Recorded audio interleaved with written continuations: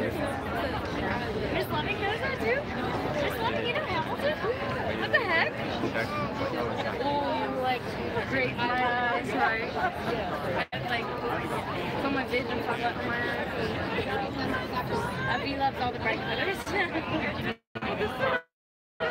You want to go stick when you're done? Can you get the stick at my backpack? I know. Do we need anything from Safeway? No, sister's offering. Oh, that's cute, but how cheap and get it to us, you know? Well, she's gonna meet us after maybe. Oh, no, I think we're good. Yeah. Thank you, though.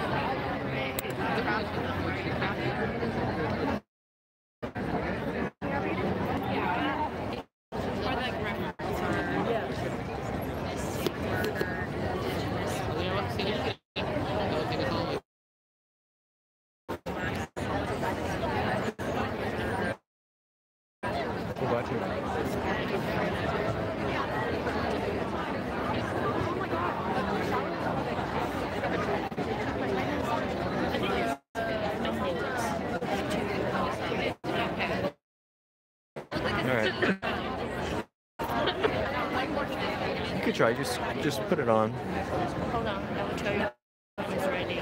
Okay. That's so cool.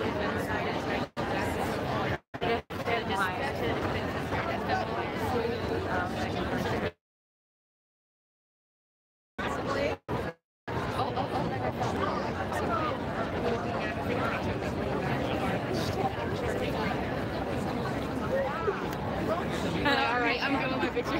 No, it'd be weird.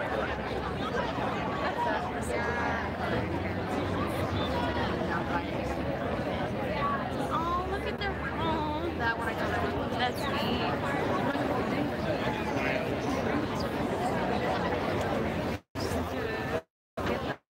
Oh my god. That's so cute. That's a cute little. This is the telephoto? Let me see.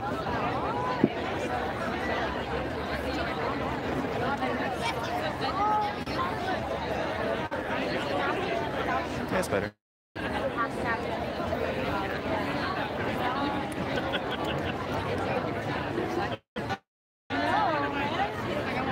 You know whose poster needs to be up on?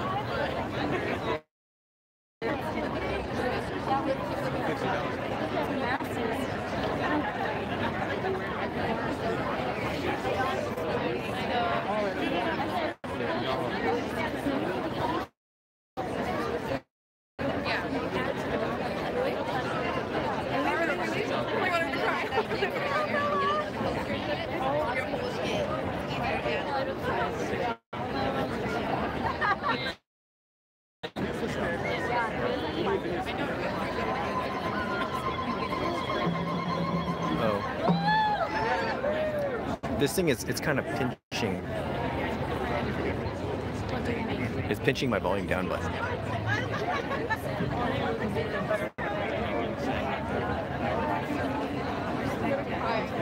I know, I'm actually dying.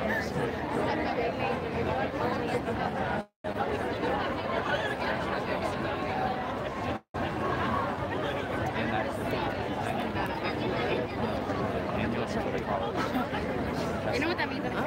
Yeah. Demoted, like you got. It's like played. Demoted, played. Yeah, like.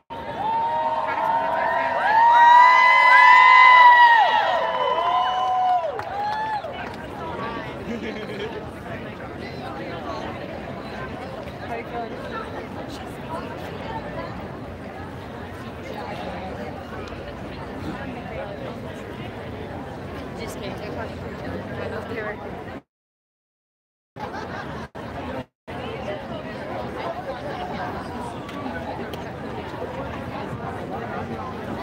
kidding. Testing. We need that Women's Warrior banner up front of this dais right here. The ones who are from Friendship House, please come forward. You're holding the banner. All staffs are on my left. All staffs, because you guys are going to be leading. So right there where this Eagle staff is, where Norm's standing, we want the staffs there. No other place. Then the AIM flags. Staffs on my left. All the women, please gather here in your red in the front. Michelle Antone. Jessica, heavy runner. Booksabut. Nick the Git.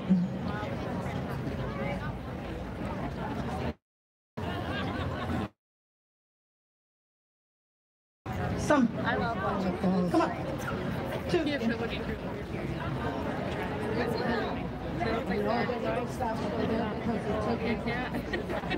bad. Those are the ones that are You're lying. No, I mean, it's not that bad. Yeah. I put out my mouth. Did it back. Maybe you'll be the one for like here. Wear on my hair.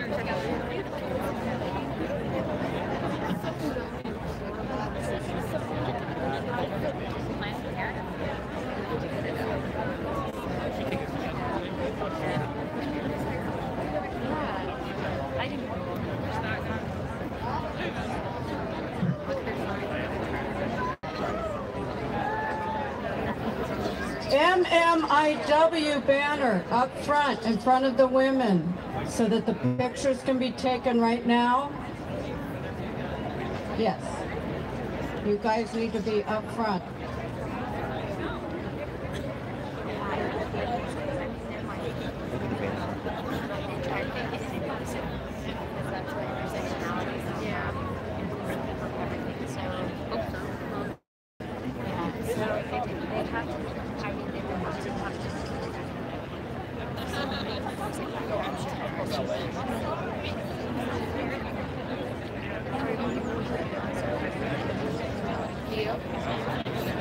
Michelle Antone, did you get here yet?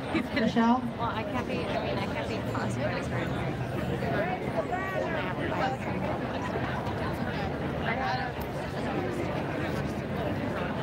Oh, I never thought. I have it in my nasty women lunch bag in here. All the snacks. Yeah. If anyone needs to reiterate anything, I should have brought a Sharpie so they could write their initials. I have a Sharpie. Okay, cool. We might. I don't need it yet, but we might take it up on. Take you up on that. Yeah, we're good right now.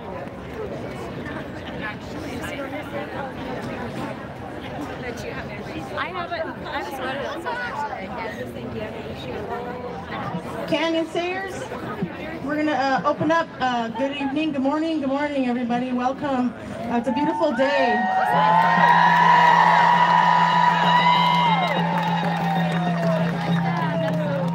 It's a beautiful day to be alive. It's a beautiful day to be a woman. I'm so thankful to be here. Today's going to be an amazingly powerful day with all of us out there raising awareness and putting this wonderful, beautiful energy out there. I wanted to give the mic over to our relative here, California relative, who's going to open on Kanyon Sayers. If you can hear me say, oh! Welcome to Ohlone territory. Oh! Right here, right now, we are in Yalamu. Can you say Yalamu?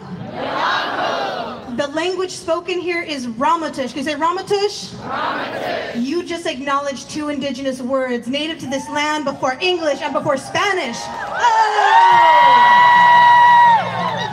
So I want to just acknowledge that wherever we go, we need to honor native land. Wherever we are on unceded territories, and to acknowledge the indigenous nations of whose land we are on is the first and foremost important practice of solidarity, to recognize that indigenous peoples are on these lands and the ancestors need to be acknowledged. Anywhere we go in any of these lands, internationally, have indigenous nations. All of us have indigenous blood. So we are all indigenous together. We must honor our ancestors to come together.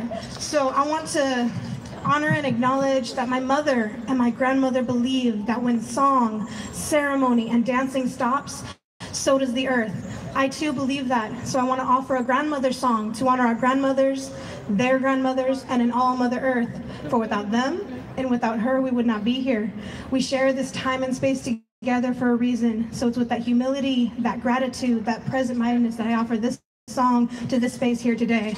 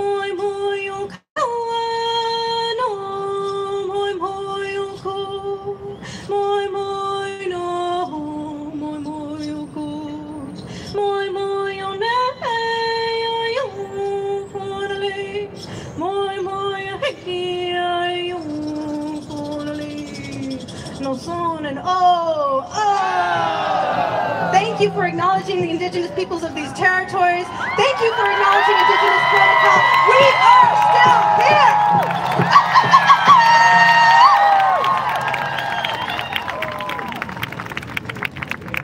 We'd like to call up Annita Lucchesi. She's the Executive Director of Sovereign Bodies Institute in Berkeley, and also been working with the Missing Murdered Indigenous Women database. Hello, everyone. We've only been given 5 minutes for all Indigenous women everywhere, so I'm just going to get right to it. Raise your hand if you're an ally to Indigenous women. Now I want you to keep those hands up for me for just a minute. Keep your hand up if you can name one missing or murdered Indigenous woman by name. If you cannot do so, put your hand down. What does it mean to be an ally? What does it mean to be unified if you leave us to carry our grief alone? There are 19 missing and murdered Indigenous women here, right here in this city in San Francisco, more in the surrounding Bay Area, and even more in Northern California. California is in the top 5 of all states in this country for the total number of cases. So there is no excuse to stand here today and not be able to name one when we know there are over 3,500 names in the database currently. So I would encourage all of you to act on that sense of allyship, act on that sense of kinship, and come to us in a good way and get to know us. Help us carry this grief and help us mobilize to end this violence. I want to close and say, I want to acknowledge the Britton family here. They're a family indigenous to Northern California, and they're experiencing a terrible grief, a terrible confusion over the loss of one of their loved ones, Khadijah Britton. Everyone here should know her name because it is one of the worst cases I have seen here in Northern California, because Mendocino County Sheriff has done them in the worst possible ways. Please, say some prayers for the Britton family. Say some prayers that Khadijah comes home as soon as possible. Naish. Thank you, Sister Annita. We'd like to invite Sister Marge up. Marge has been doing a lot of activism work around missing murdered Indigenous women and raising awareness. Oh, Machicha Skuchi Haima. My name is Sister Who Walks with Bears. My colonized name is Marge. I stand here today as a survivor. I was left for dead. It didn't work. We need to change these laws today. Today. I'm going to teach you something. How we do. The 4 directions. East, south, west, north. I want you to say Khadijah with me. In the east, Khadijah. Khadijah. In the south, Khadijah. Khadijah. In Khadijah. In the north, Khadijah. Come home safe and sound. Oh! We need to change these laws today. And I'm going to tell you how. There were 4 sisters. How many know this story? 4 sisters were walking along this stream to gather for their basket material. The oldest sister jumped in the water, said, "Help me, there's babies floating downstream." The other 2 sisters jumped in and started scooping these babies out on shore. The youngest sister ran upstream and they yelled at her, "Where are you going? We need help." She said, "I'm going to the source." I'm that sister. Are you?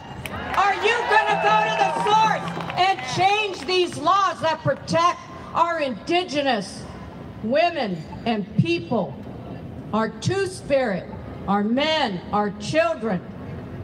There is so much to do, so much work. That's why we wear red. We only wear red. It's to represent the ones who are missing and murdered. I want to see red on every single person that can hear my voice. Red. And you say her name. If you know of someone who's missing or murdered, you say that name every single day. You call them home. You are on native land. Welcome. As far as you can see, you're on native land.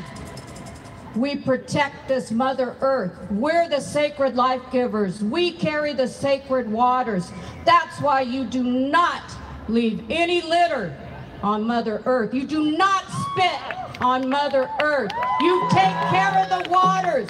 You take care of the land. You take care of the air. You take care of each other, and everything will fall into place because we go by prophecies, not prophets. Yeah. Prophecy over profit.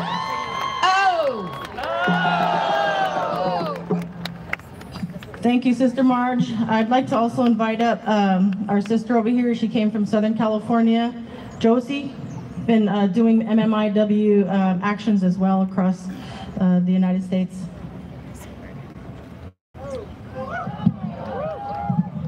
Squally. My name is Josie. I'm representing my Hopi tribe. And it's an honor to be here with my sisters because this is how it's about. We come together as one. We stand together as one because this is what Creator wanted. For all of us to be as one and not divided. So with that being said, I'm going to say this once. I'm going to say women. And we're going to say rise, rise, rise. And then after that, we're gonna say, when I say no more stolen sisters, you guys say no more missing sisters. When I say no more stolen sisters, you guys say no more missing sisters. Because I want every single body in here to know we're not gonna forget them.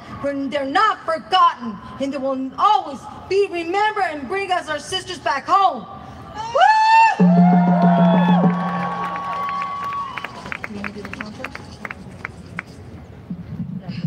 We're gonna do a song and then we'll close out with the chant and then turn it over to the rest of the speakers. The song we're gonna do today is the Strong Woman song, and that song was created by our sisters, our relatives that are in prison, the women's prison, when they're having a hard, difficult time. They came up with this song to help give each other strength. And our songs are our prayers. Hey,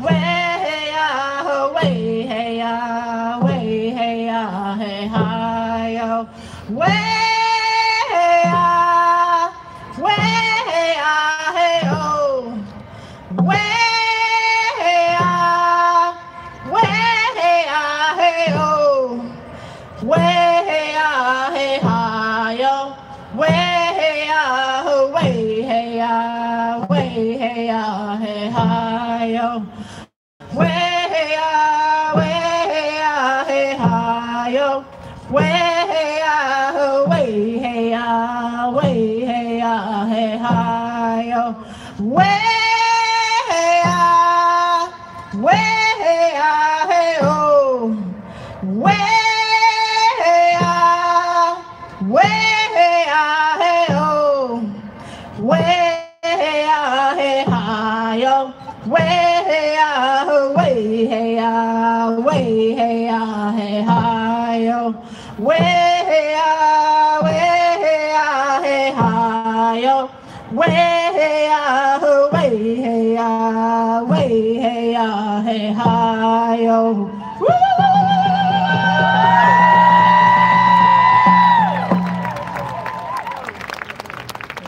All right, we're calling up the next speakers. Oh, one more thing, the chant, sorry. Moving too quick. We can't forget the chant. So once again, when I say, women, rise, rise, rise, we're gonna do that 3 times. And then after the 3 times, we're gonna say, when I say, no more missing sisters, you guys say, no more stolen sisters. Women, rise, rise, rise! Women, rise, rise, rise! Women, rise, rise, rise! And now we're gonna say, when I say, no more missing sisters, you guys say, no more stolen sisters. We're gonna do that 5 times. No more missing sisters. No more stolen sisters. No more missing sisters. No more stolen sisters. No more missing sisters. No more stolen sisters. No more missing sisters. No more stolen sisters. I can't hear you. No more missing sisters. No more stolen sisters.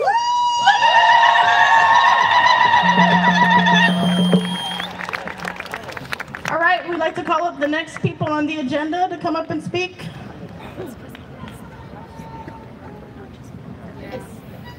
It was during the Spanish colonization of the mission system that the spirit about two-spirit people changed. That was the time of history that was changed because the mission padres and that system made it seem like it was sinful and against God. But before that, in Native American culture, it wasn't. It was actually weird. So, thank you to our Native sisters for hosting us on their land.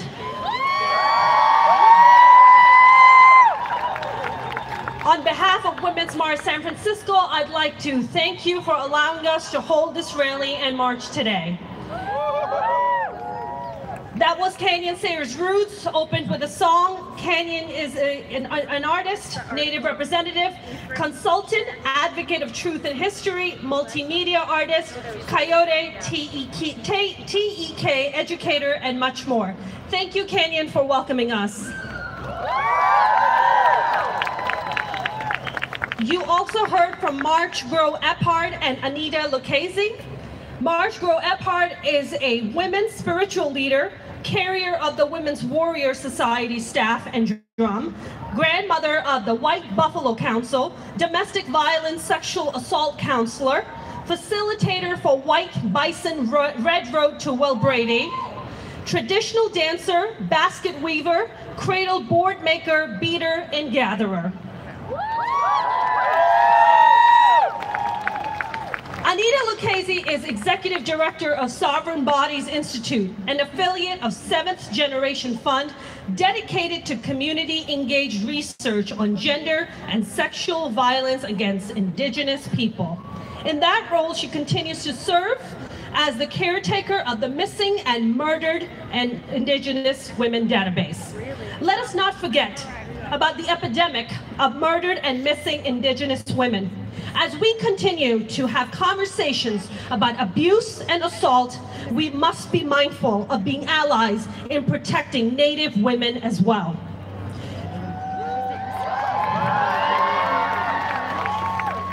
Thank you to Aurora Mamea for sharing a chant for unity and solidarity.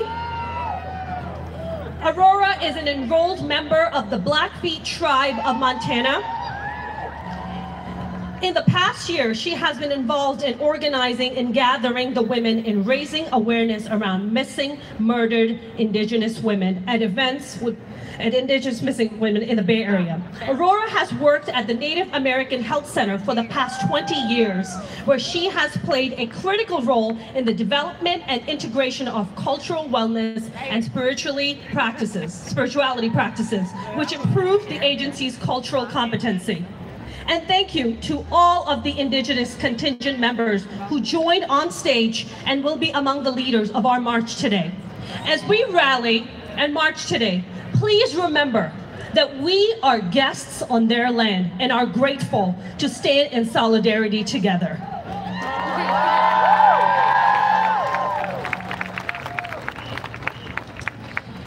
Welcome to the 2019 Women's March San Francisco. How's everyone doing today?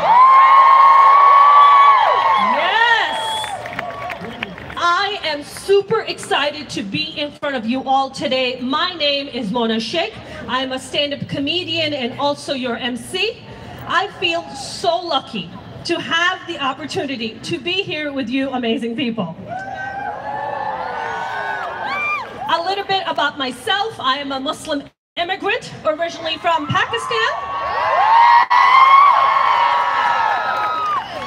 who's proud to stand here and call herself an American and a feminist. I'll admit, being a Muslim immigrant can be kind of rough sometimes, especially when I'm at the airport. I've been stopped quite a few times by the TSA because, you know, the whole 9/11 thing. Yeah, one time they stopped me and said, ma'am, there's a ticking sound coming from your waist. I was like, don't worry about it. That's just my biological clock. It's just ticking away. My mother reminds me of it every single day. I know there's a whole new trend now with white dudes growing their beards out. We call them hipsters. They have their own countries, Portland, Seattle, and of course the Mission. Yeah. Do you know what they call brown dudes with beards? Randomly selected the airport. Just, it's getting so bad I shaved my beard. Because I got tired of the TSA trying to grab my clock. I know my coming to America story is unlike any other. I have 4 older brothers. 2 of them were given expired vaccination for polio, and they ended up with polio because of it. This was the 70s. Thank you to Shriners Hospital in Lexington, Kentucky. They were able to offer free medical care to my brothers. Yeah. It's beautiful. Now, this may come as a surprise to you, but I grew up in a little bit of a difficult home environment. My parents sent me to America to live with my brothers when I was 15 years old. And at 17, I decided to be a performer. That didn't really go down so well with my family.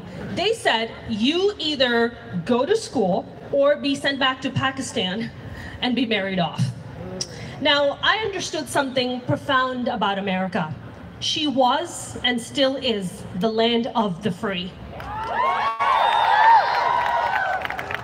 At 18, I left home in pursuit of my journey of becoming a performer.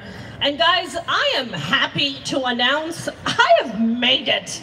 I am here with you all at the Women's March in San Francisco. This is amazing. It took me years of blood, sweat, and tears to become a citizen of this country. Now, I understand there is this talk of building a wall, but to see families coming here to seek refuge just to be separated at the border is not American. Seeing children locked in cages is not American. Innocent children dying at our borders is not American. Watching journalists like Jamal Khashoggi being killed for exercising freedom of press is not American. Shutting down the government while 800,000 federal workers go unpaid is not American. Electing officials who do not respect women, well, that's just not American. Compassion is what makes America great. Kindness is what makes America great. Embracing immigrants escaping violence, poverty, and persecution is what makes America great. Protecting innocent children and giving them a bright future is what makes America great. Letting journalists exercise freedom of press is what makes America great. Taking care of the middle class, federal workers, and treating women with respect, that makes America amazing.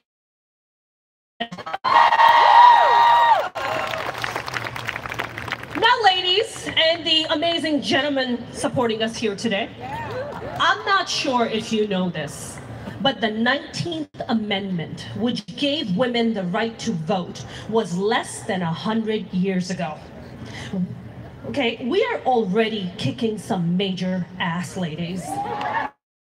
I want you to check out stats about women in America. Fortune 500 CEOs are women. 57% of women in the US participate in the labor force. Record number of women have won office in 2018. 107 exact. We have the first Muslim women like Ilhan Omar and Rashida Congress.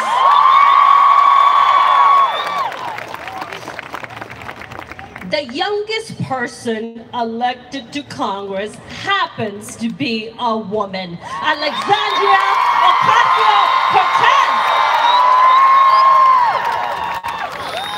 This is the kind of leadership to bring equality to women, immigrants, LGBTQIA, people with disabilities, and protecting women's reproductive rights, because female elected a thing or two about being a woman.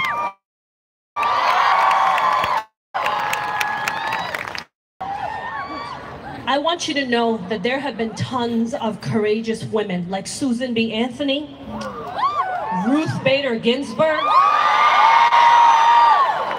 and Harriet Tubman, just to name a few,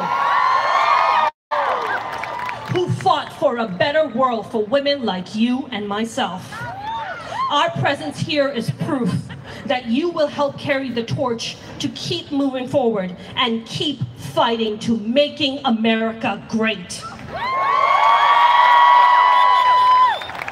Thank you for letting me do that. I do want to tell you guys some opening safety and announcements for you guys. A couple of things to inform you about today. We'll begin the march at 1:30 p.m. We have peace ambassadors stationed throughout Civic Center Plaza, and will be helping us along the march to ensure we have a safe day. You can identify them by their yellow and orange vests. In case of an emergency, or if you see someone that needs help, please locate and notify a peace ambassador, and they can step in. For those of you with little ones, we recommend taking a minute to write an emergency contact number on your child's arm. This will help us return any lost children. And I'm just letting you know, if they're adorable children, I'm keeping them. Just letting you know right now. Let's take a moment, ambassadors and all the volunteers who make this event possible. These amazing people.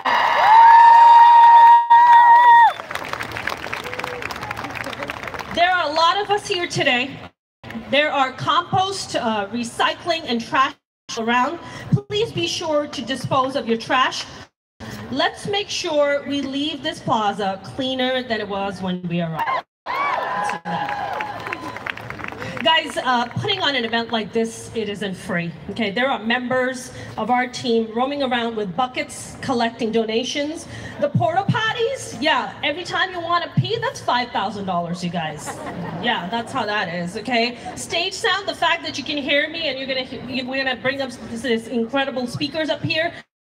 Money, insurance, emergency, medical ambulances, and all of it costs money, so please, open your hearts, open your pockets. Please text number 4 WMSF to 44321. That's number 4 WMSF to 44321 to make a contribution. We'd be so grateful for whatever you can give. That would mean a lot. And we apparently have a missing passport here. Somebody dropped Edgar Rafael Lavado Valera. He's cute and he could be my husband. I don't know. So if you would come and get your passport and your wife, Edgar, we can make it happen. Are you guys ready to get the program started? Yeah? On behalf of Women's March San Francisco, thank you to all for being here today, and thank you to all our wonderful, generous co-hosts, Planned Parenthood California. Yeah. PPR NorCal has helped make today possible. We are so grateful to their team for being such great partners. I'd like to welcome CEO of Planned Parenthood California, Gilda Gonzales. She provides the executive leadership for one of the largest Planned Parenthood affiliates in the country. PP NorCal delivers care to 88,000 patients at 19 health centers, as well as education and advocacy programs throughout 20 Northern California counties. Some of Ms. Gonzalez's accomplishments include Alameda County Women's Hall of Fame inductee, SF Business Times Influential Women Forever Influential designation, and St. Mary's College of California's 40 Most Influential Women graduate out for the amazing Gilda Gonzales.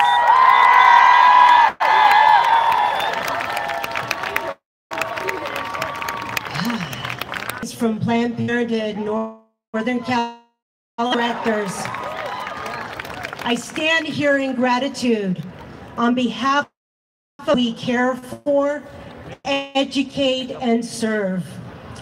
On the evening of 2016, everyone associated with Planned Parenthood felt like we were dealt a fatal blow once the president was called. Like you, am mortified. Planned Parenthood throughout our history has never had it easy. But at that moment, we knew we were in the fight of all fights. President very clear that we were one of their first targets to mess with. But soon after the election, calls for Women's March began to appear. And in the midst of our post-darkness, the Women's March began to shine like a beacon of hope and strength. By January 2017, the marches were real and the magic was in the air. I am very grateful. 17 and today 2017 marches. We saw record numbers of people attending congressional town hall meetings, demanding that Congress protect health care and protect Planned Parenthood. The Women's March triggered a fierce wave of activism that set in motion the resistance. It was then that we were in a whole new way, with renewed hope for the duration of this hostile administration. And the Women's March and movement have solidified several truths for me. First, love does trump hate. Second, what is right and just will always prevail. And thirdly, don't women and control our bodies.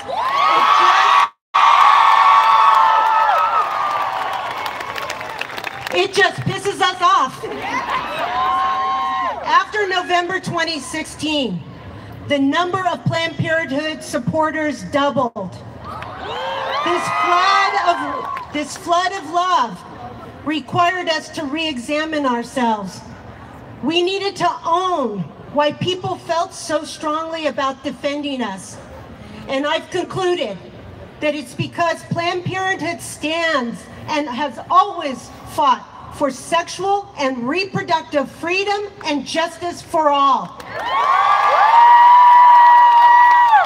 It's also because we care, regardless of your legal status, your ability to pay, your ethnicity, your religion, gender, sexual identity, or sexual preference.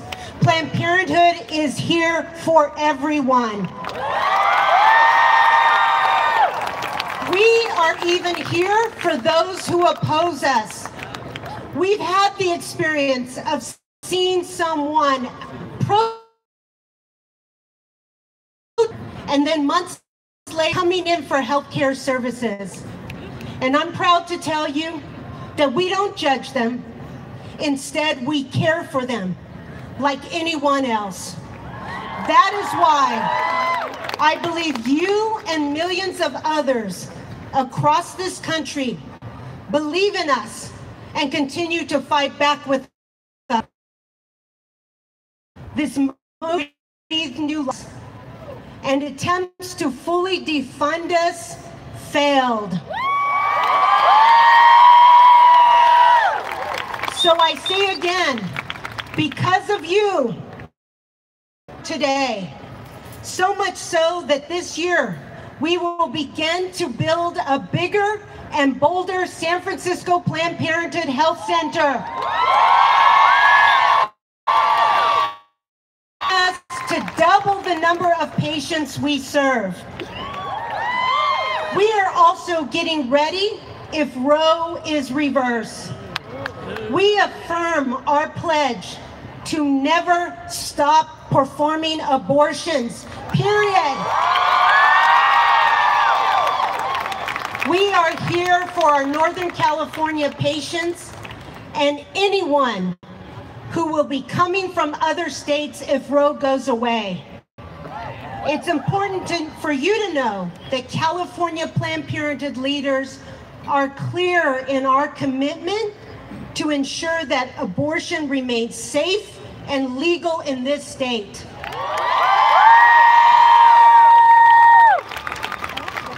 Unity is an imperative now. We must keep this movement together for the next phase of work, namely the presidential race next year. Together, we are fierce and unstoppable. Look at the amazing November midterm results. We must win and set in motion a path to an America that we are proud of and can finally believe in. For over 100 years, Planned Parenthood sells on the following belief: no woman can call herself free who does not own and control her body. No woman can call herself free until she can choose consciously whether she will or will not be a mother. We are clear. And because you march, vote, and continue to speak truth to power, Planned Parenthood will remain strong for you and future generations to come. Thank you.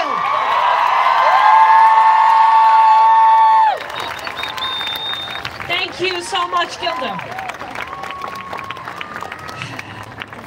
This next speaker is the first African woman to be mayor of Afzal.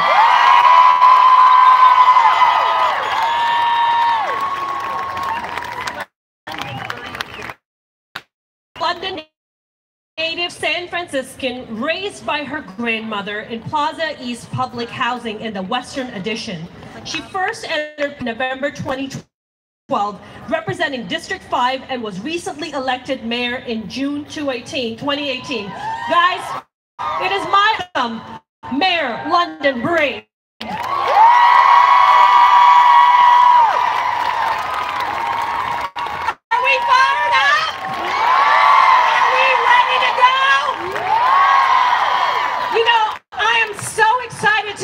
Today. I remember 3 years ago when we were out here during the first march. You all remember that? It was pouring raining. It was pouring raining. I came out here for one thing and one thing only, because we believe in making sure that we have representation. We believe in making sure men's voices are heard. I was raised by a strong woman. We would call her Miss Brown. Miss Brown didn't play around. You had to go to school, you had to do your homework, you had to clean up. Mama Faye would pick us up from school. Some of the other amazing women in the Western Addition community, not too far from us, supported us. They encouraged us, love, and taught us how to give back to our community. And today, because of their support, because of amazing trailblazers, someone like me could actually be mayor of the city and county of San Francisco. And here's the good news. We have come far. We know we have a long way to go, but a record number of women, 35 women elected to the House of Representatives, bringing the total to 127. In San Francisco, we are represented by women like Kamala Harris, Dianne Feinstein, Leader Nancy Pelosi, Barbara Lee, and Jackie Spear.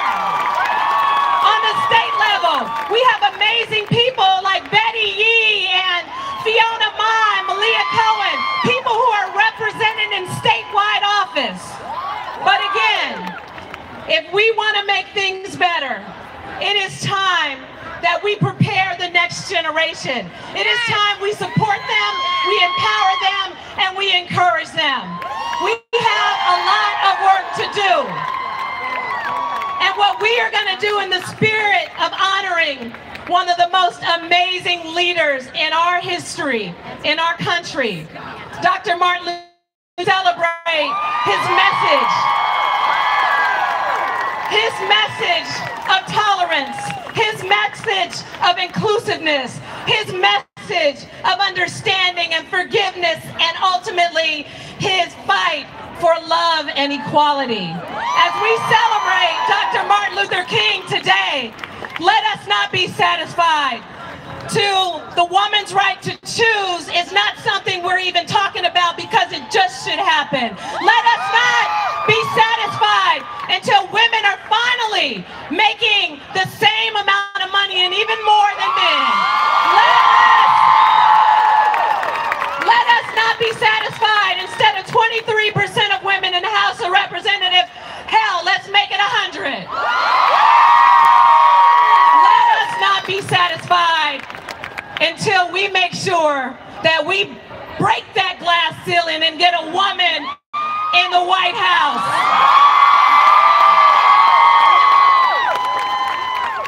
In honor of the Women's March, in honor of each and every one of you and all of the things that you and so many incredible leaders do to make our city and our country a better place for women everywhere. We are gonna light up City Hall pink tonight. We're gonna light up City Hall pink. We are gonna make sure that the message of unity and love is transcended all over this country. Thank you all so much. Thank you, everybody. Enjoy yourselves. Thank you, Mayor. Thank you so much for that. Guys, just a reminder, you can text number 4 WMSF to 44321 and look out for people with buckets to drop your cash.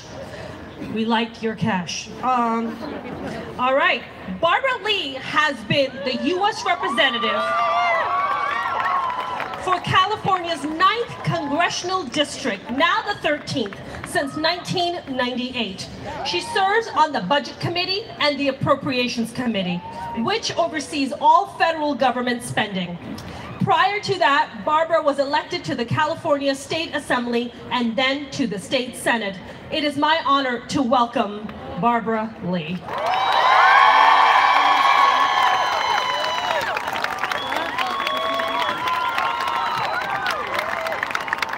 Thank you.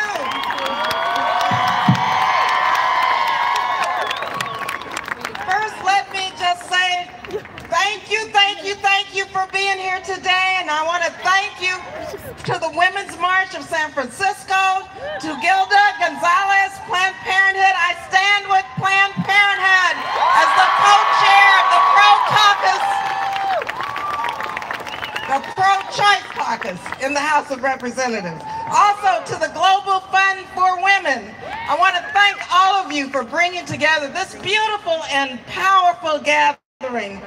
Now, I'm honored to be with you today to share the stage with these phenomenal and powerful women.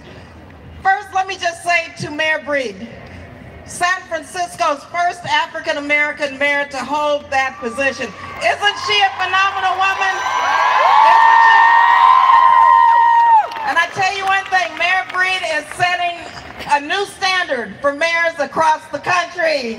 Yes, your mayor. And of course, I must acknowledge your representative, my friend, the greatest speaker ever, Nancy Pelosi, for knowing her power, but also for empowering women to lead.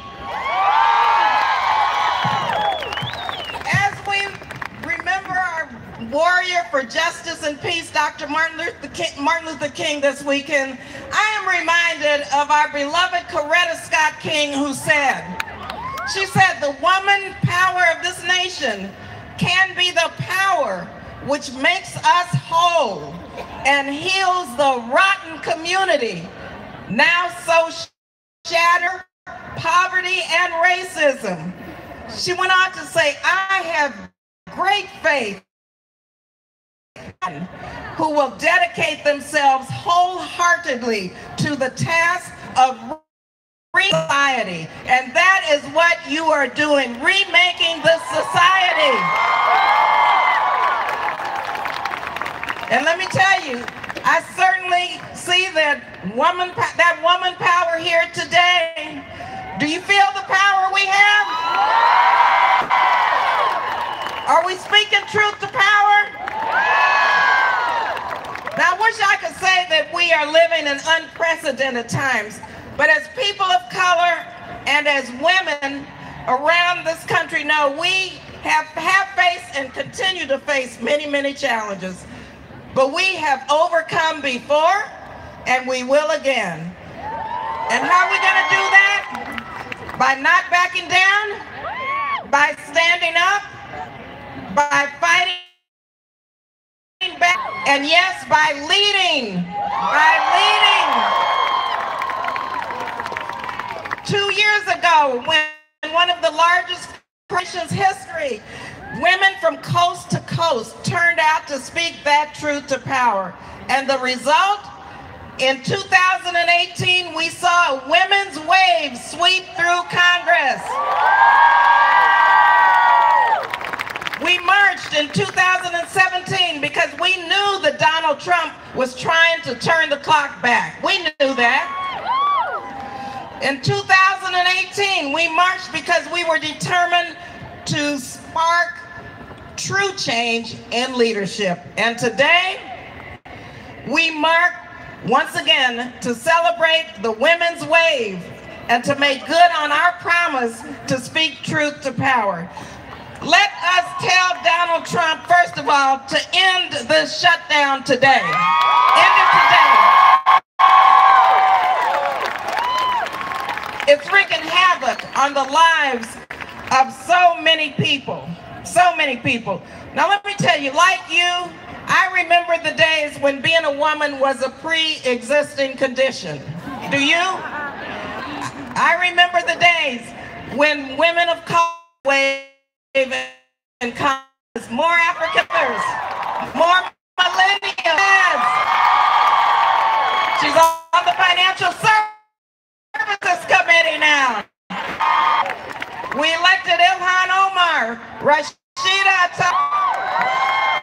We elected Ayanna Pressley. I speak their names: Johanna Hayes, Lauren Underwood, Veronica Escobar, and Sylvia Garcia, and many more women of color. And yes, finally, since 1789, we elected our 2 Native American women to Congress, Deb Allen and Sharice Davis. What a wave. So look out, Donald Trump, the squad has arrived.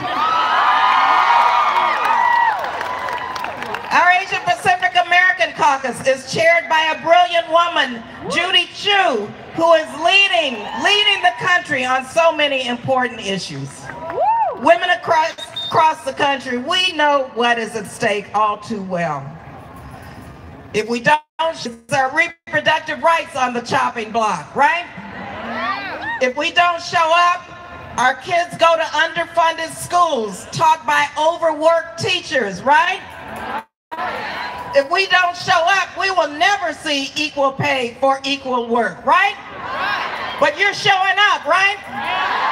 And we're not going to back down. Frederick Douglass, who supported the women's suffrage movement, he said, and he marched side by side with Susan B. Anthony, he reminded us that power concedes nothing without demand. Are we demanding our seat at the table and the power that we deserve? My mentor, the first African-American woman elected to Congress 50 years ago. She was the first African-American and the first woman to run for president, the late, great, honorable Congresswoman Shirley Chisholm. She was unbought and unbossed. She was fond of saying, if they don't give you a seat at the table, bring a folding chair. Because when we fight, we win. Well, the women's wave, all of you, we brought our folding chairs, but you know what? We are here to stay. We are here to stay. So we cannot and we will not back down. Thank you, thank you, thank you for leading. And let me just say to you, as we say in my district, stay woke.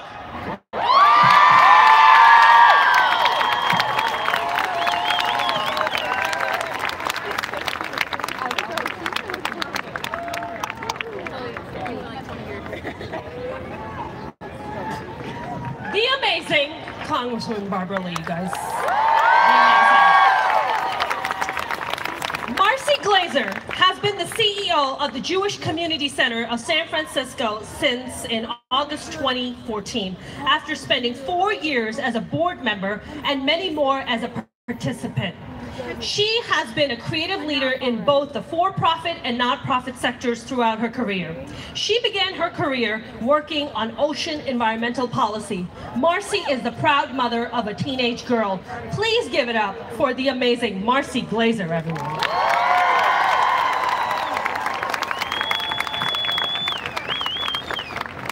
You all look amazing. Can I just say that? And I am so proud to be here in community with all of you. My tradition says we find strength in community. That's why I'm here. The JCC started in 1877. It was the Young Men's Association. Today, the JCC is open to everybody, not just the young, not just men, not just Jews, and it's led by me, a woman. We bring people together across the city. We do this not because you're all Jewish, but because we are. We are all community builders here, and we want change. And we each draw from our own cultural histories and stories for inspiration. As a daughter, mother, and CEO, are some of what I've learned from my Jewish tradition, which has very much experience in fostering resiliency and optimism in difficult times. Every day, my daughter, she's here today, and I share a couple of words before she goes off to that harsh environment of middle school. Hazak ve'amatz. These are Hebrew words from the Torah. They mean be strong and take courage. Chazak, be strong. It is not easy to be a girl or woman in our culture. I see women of every age, background, and appearance at the JCC doing the best to care for themselves, their families, and the world around them. Women who do all that invisible, unpaid work of thinking and planning for a better future. Be strong is a reminder to ally with others who care about human dignity and social justice. Allies who want to gather together to speak and also to listen to each other's stories and find ways to support one another. Women's March San Francisco and the JCC have done just that around immigration, disability rights, with more collaboration ahead. What to do with this collective strength? Amatz, take courage to push aside those who unleash awful, horrible rhetoric to divide our society. Anti-Semitism has reemerged violently, but right along the other hateful counterparts. Racism, homophobia, xenophobia, Islamophobia, and so many others. We can all be understandably fearful of the violence inflicted on so many, from San Bernardino to Orlando, Charleston to Pittsburgh, and every day in too many neighborhoods across our country. To take courage, to act on our values, to have the chutzpah, the audacity to demand a different future. Free until all of us are free. We need more badass superheroes, female superheroes.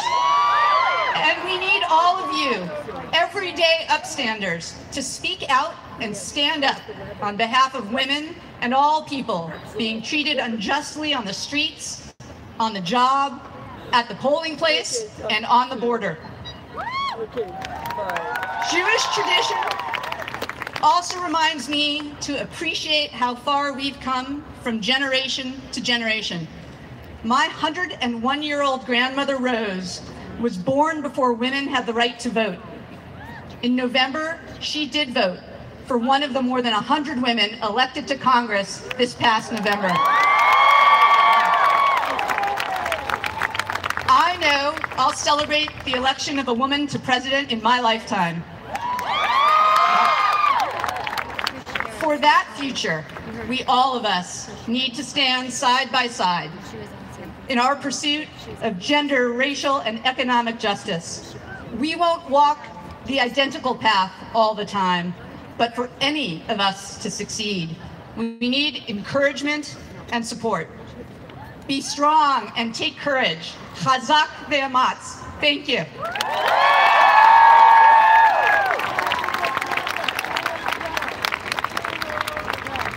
Thank you, Marci. Thank you. We have a treat for you guys. We have a special treat. Okay, next we have a performance by Becky Goldvik, who stars in the national tour of Come From Away, currently playing at the Golden Gate Theater here in San Francisco, here to sing Me and the Sky, and cast members from Come From Away. Please welcome Becky Goldvik and the cast members.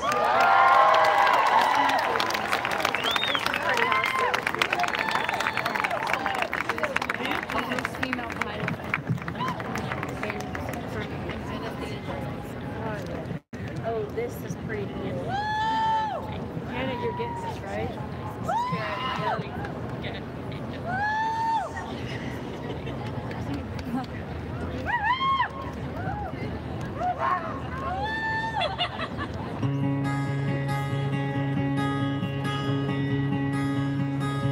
My parents was handsome. They had a crazy kid. 'Cause I was one of those kids who always knew what I wanted. They took me down to the airport to see all the planes depart, and watching them fly, something inside of me was starting. I was 8 when I told them that I'd be a pilot, but I was too young and too short, and there were no female cats. Said, be patient, he said, just see what happens. But I took my first lesson, came down from the sky, and told my father I'd fly for the rest of my life. And I got my first job flying for a mortician in a tiny bonanza, just a corpse and me. $5 an hour for flying dead bodies. I had to climb over their faces just to get to my seat. But suddenly the wheels lift off the ground is falling backwards. I am suddenly alive. Suddenly I'm in the cockpit. Suddenly everything's changed. Suddenly I'm not too young or too short, and the passengers in the back don't complain. Suddenly I'm flying company charters. Suddenly everything's high. There's nothing in between me and the sky.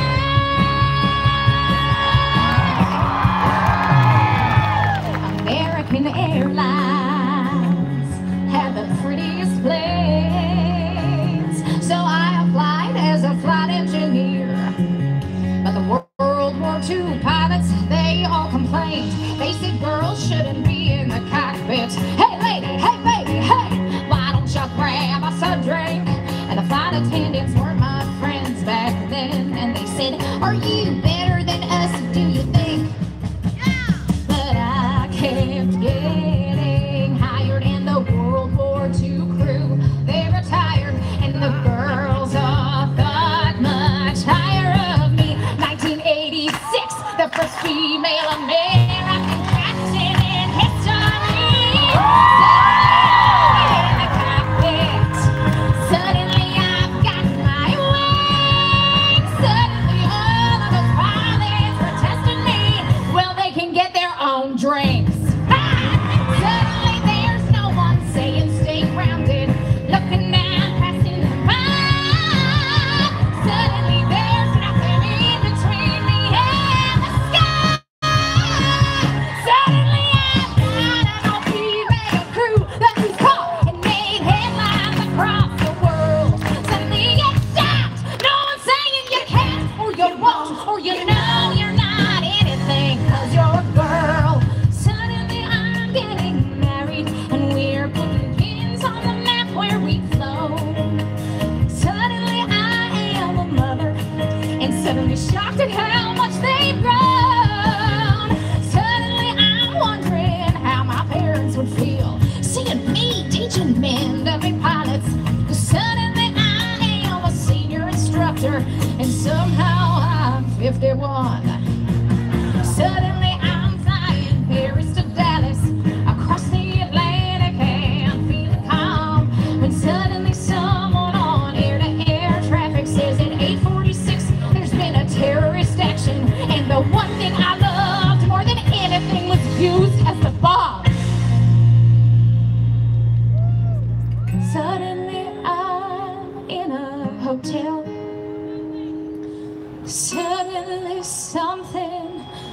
almost died. Suddenly there's something in between me and the sky.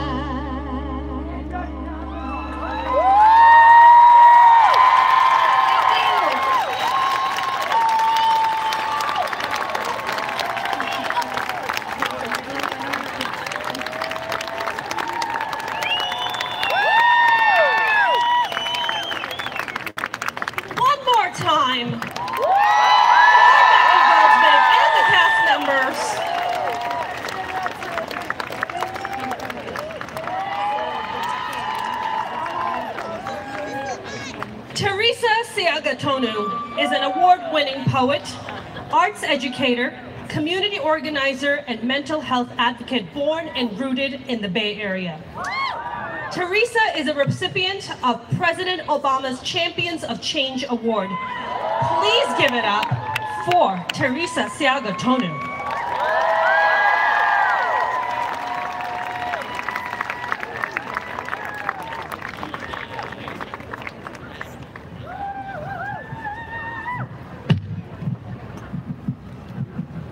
Oh, there are a lot of y'all. What's up, San Francisco? Talo Falava, good afternoon. What's up, Bay Area?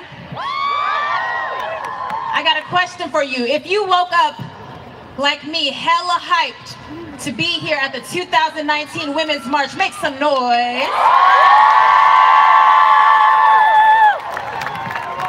I believe that we can make so much more noise than that, family. I said, if you woke up fired up as hell to march for justice at the 2019 Women's March, make some noise!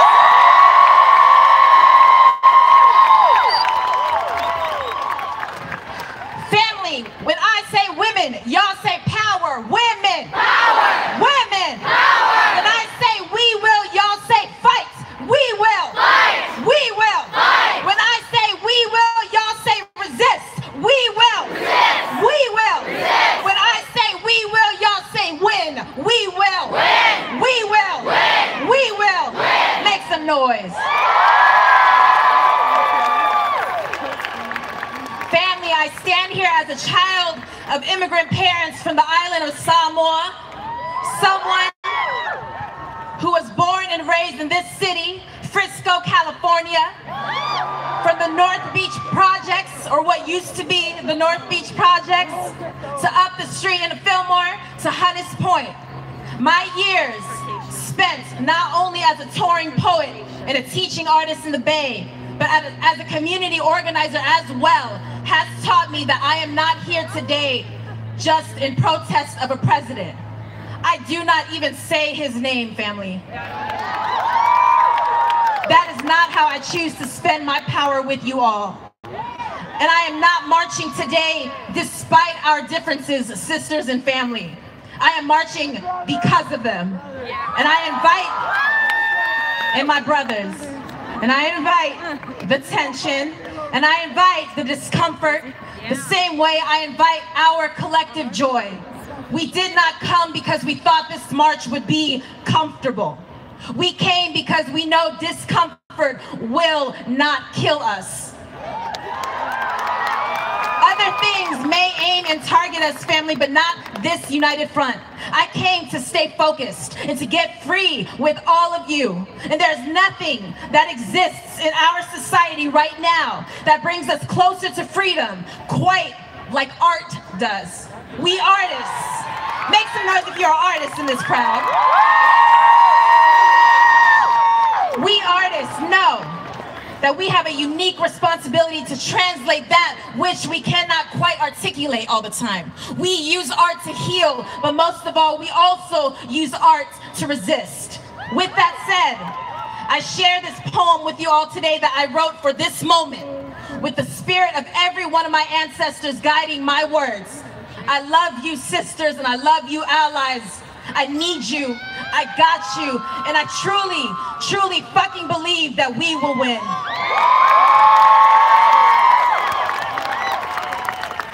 Today, I onto the tabletop of this poem. And I remind myself that my first generation, queer, Samoan, woman of color body fights its way up for air, surviving every day knowing I was not supposed to survive at all. I am not supposed to be on this stage. I am not supposed to be this loud, to be this brown, this queer. How dare a queer, brown, Asian Pacific Islander woman from the Bay be so bold at the mouth of a mic? How dare a queer, brown, how dare a queer, brown Samoan woman not crumple up her courage? How dare I not explain myself for being so articulate? How dare I be more than my exotic stereotypes? How dare I be a queer, brown Samoan woman of color and expect better from her white sisters and male allies? How dare I use my voice? How dare I use my voice to turn up the volume on this country's history? And yet they say, sisters, that we overreact.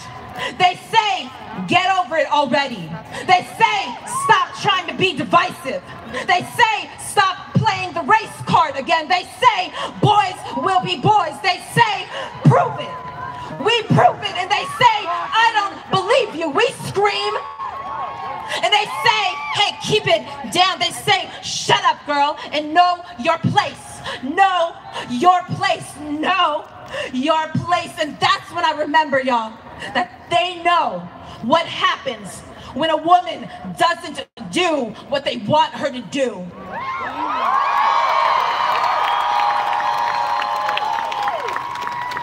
When a woman unburies her bravery from the backyard of her voice and uses it to scream her story and watch a choir of other women chime in to sing Me Too, they know that when a woman tries on the size of her voice, time is up. They know that the most frightening thing a woman can do is realize how much power she is actually made of.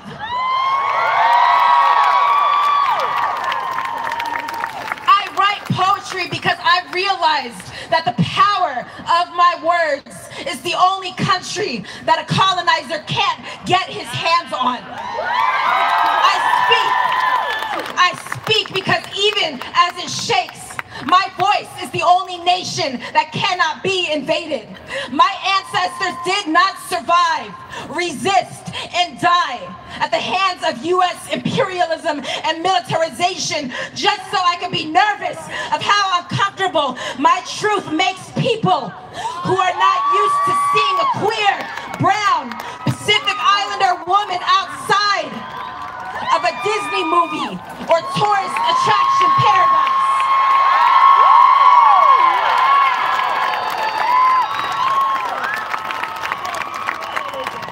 We women who unhinge our jaws and are done playing nice. We, history in the making, hell-bent on not repeating our past. Cycle breakers in the flesh. We who flood the streets today and bring the dreams of our mothers with us. We who ran for office in last year's midterm elections and did that shit. We, the queer, trans, disabled, undocumented, poor women who take up all the space we want. We who may not always see eye to eye, but know that we cannot survive with even one of us left behind. We who are so over asking for equality and ready to demand justice. A justice that is ready to be on the only side of history that will save us. A justice that is done accepting the lesser of two evils and desires the option of no evil at all. A justice that runs us our money for our years of unpaid emotional, physical, sexual, intellectual labor. I want a justice. I want a justice that can find the Pacific Islands on a map and say they know something about climate change that we don't. Follow the lead of those island nations so that we can save this planet. I want a justice that returns this land to the indigenous people. Sends a search party for all of our missing and murdered Native sisters. A justice that demands no body is illegal. A justice that stops. I want a justice that stops depending on Black women to vote us out of our misery by continuously being the only group who votes in the best interest of all of us.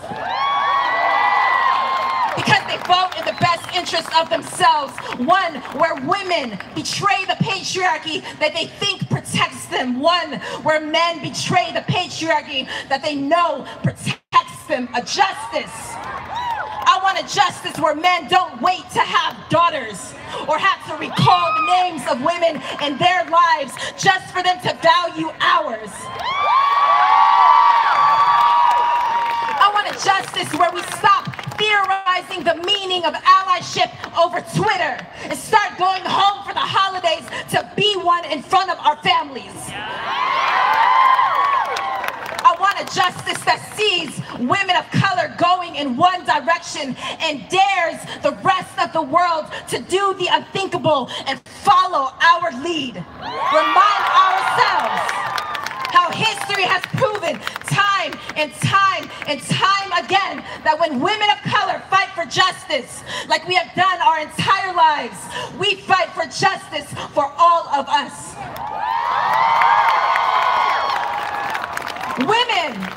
We women don't only have the capacity for hope, sisters. We are the hope.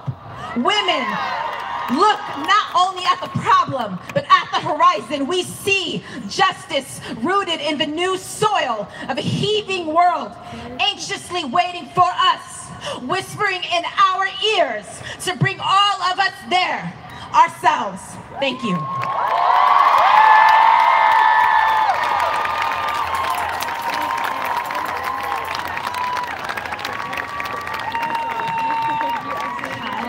Amazing was that? Yeah. I see some amazing signs. I see a woman's place is in the resistance. Yeah. I say a woman's place is in the House of Representatives. That's what I say. All right. Our next speaker, Natasha Singh, is an educator and writer who teaches and speaks widely on sexual ethics, consent education, porn literacy, toxic mindful masculinity, and ending gender-based violence. Natasha co-chairs the board of Center for Domestic Peace, a Marin-based nonprofit whose mission is to mobilize individuals and communities to end domestic violence in Marin and beyond. She is also the co-founder and executive director of Asha Rising, a nonprofit that provides permanent housing for survivors who have aged out of the sex industry. She serves as an advisor to Freedom Forward, an organization committed to ending commercial sexual exploitation of youth in San Francisco. Please.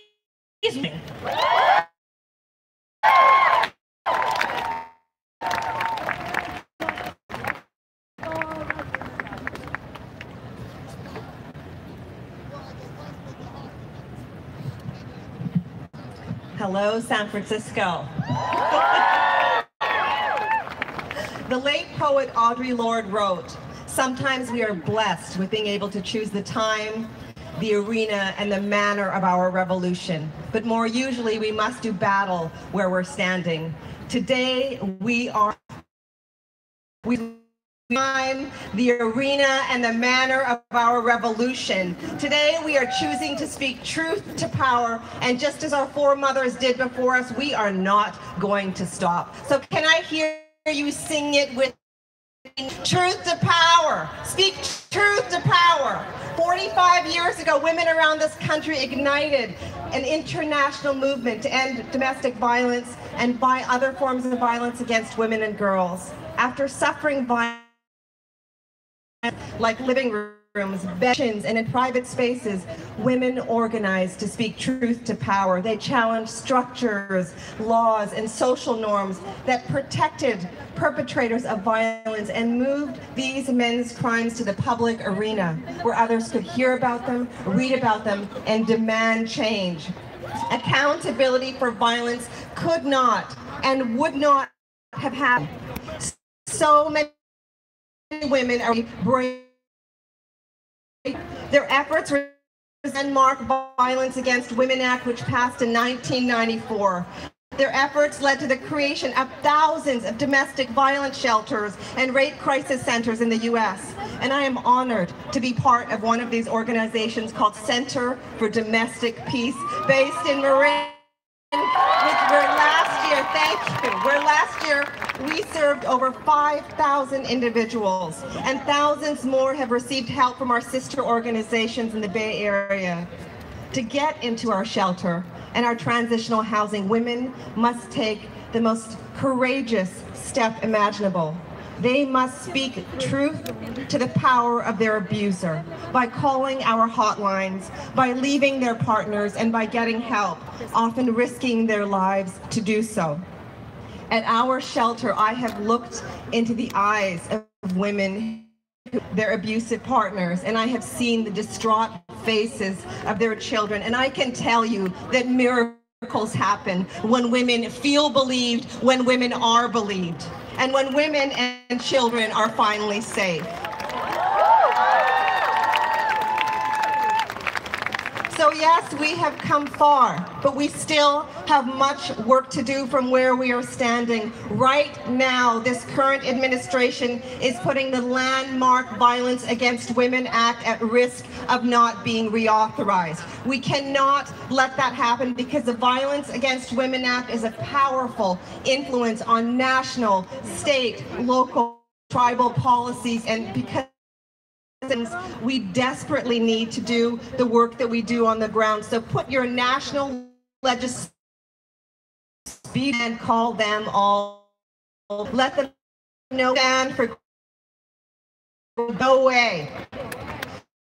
Support violence organization and support your local sexual violence organization. Volunteer your time. Donate items, write checks if you can. Center for Domestic is one place where you can support anyone you know who is being victimized or at risk of being victimized by domestic violence. Young people about relationships. Support to change in a domestic violence situation increases the risk of homicide for a woman by percent. Because female intimate partners are more likely to be murdered by a gun than by any other and all other. Support one another in speaking truth to power by speaking with each other, over each other. Support this movement and its incredible, magical potential by remembering the words of Audre Lorde, who said, "I am not free while any woman is unfree, and when her own." So when we are marching love, let us survivors of domestic and here and around. Let us our children who have witnessed struggling to make sense of their lives. Let us march for all teens and young adults and leaders that they were meant to be. Let us march for with all our allies who have become activists, supporters, and fellow agitators. And as we march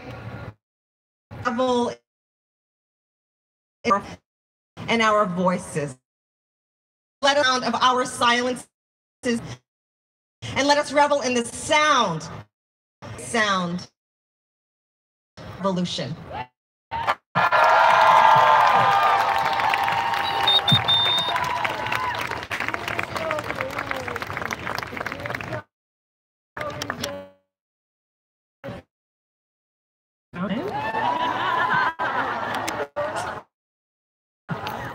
Alicia Contreras is currently the executive director of the Citizen Foundation in Oakland.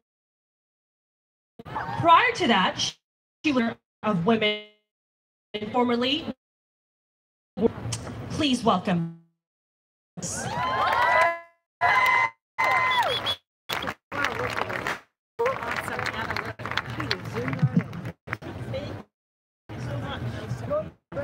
Hola a todos! I am happy to be here. You all could see what I'm seeing here. When this line of people ends, this is amazing. So give a big, big applause to all of you because you are here today. My message today is that anything join me to say it and not rights directly. That is a rights and Latin American rights, women's rights, LGBT rights. To connect to any of these movements, you and I are directly connected. Please raise your hands if you have a direct connection. I want to see how many of us. Right on! Wow! Here are a few important facts. 1977, disability rights heroes. Federal improved the lives of people with disabilities in the West. Had an impact world in San Francisco building these days on to protect finally signed. We did not learn these in years because our not much as we wish. Today, you to remember, San Francisco is to be. So is where many civil rights and move forward. Forward. Sí se puede, of course.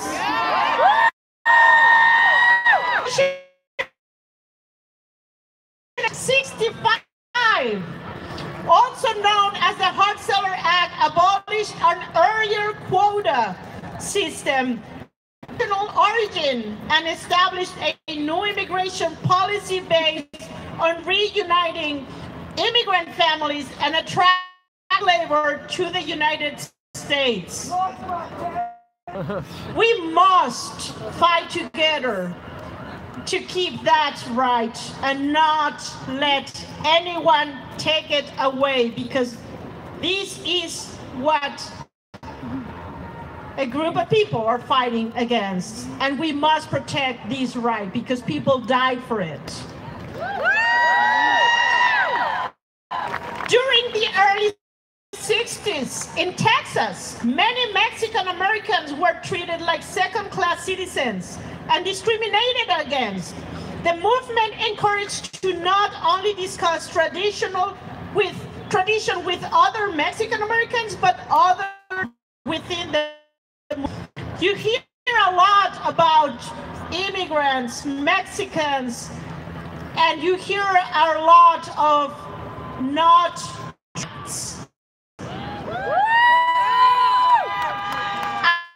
Mexico. And I became an American citizen, a very citizen by choice. And I work hard so people like me integrate in the American community, part of the American community. And we work hard to succeed, not only as people, not only as family, but as a community in the States and for the United States. The gay liberation movement is a social and political movement of the late 60s through the mid-80s that urged lesbians and gay men to engage in radical direction action and to counter societal shame and with gay pride. Yes, we are proud to be who we are.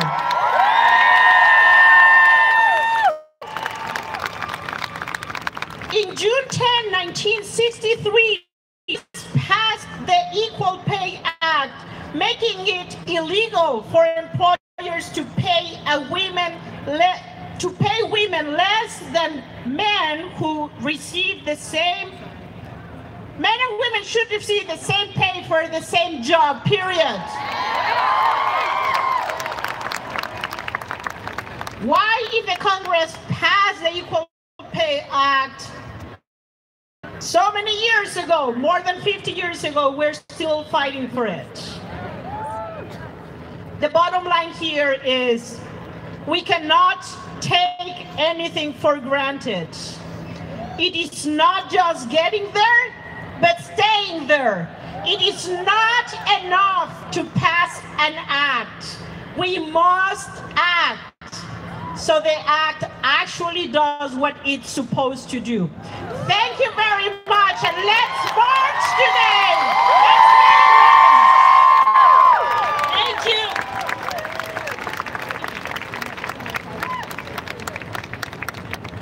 Thank you. Thank you so much for that. I guess we can all agree on the fact that screw the damn wall.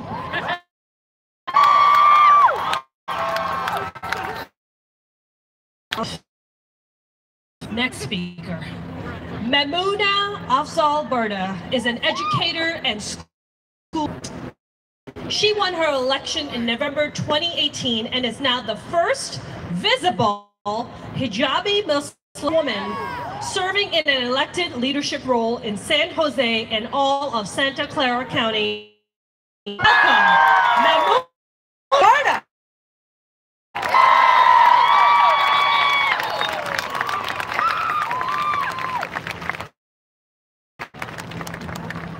My journey to speaking truth to power was catapulted in 2017.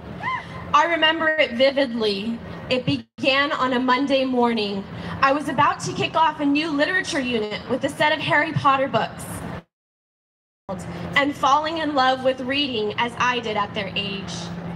I had gotten to school early. It was still cold in East San Jose. On September 11th, 2017, 45's first year,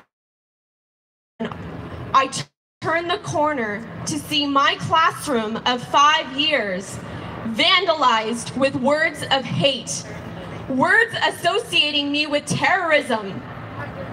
My stomach knotted and I was horrified. Islamophobia here again. 13th of 15 incidents of hatred at our school site. Grew up in. Our students and community deserved better. Enough was enough. 2018 came, we were still processing the previous year's incidents. Since hate is always unexpected, the community responded. Dozens of here, not now, not ever. Hope prevailed. Hope empowers you to create positive change. Hope reminds you why you do what you do. Hope this, and hope calls upon you in the most difficult of times and demands that you not give up.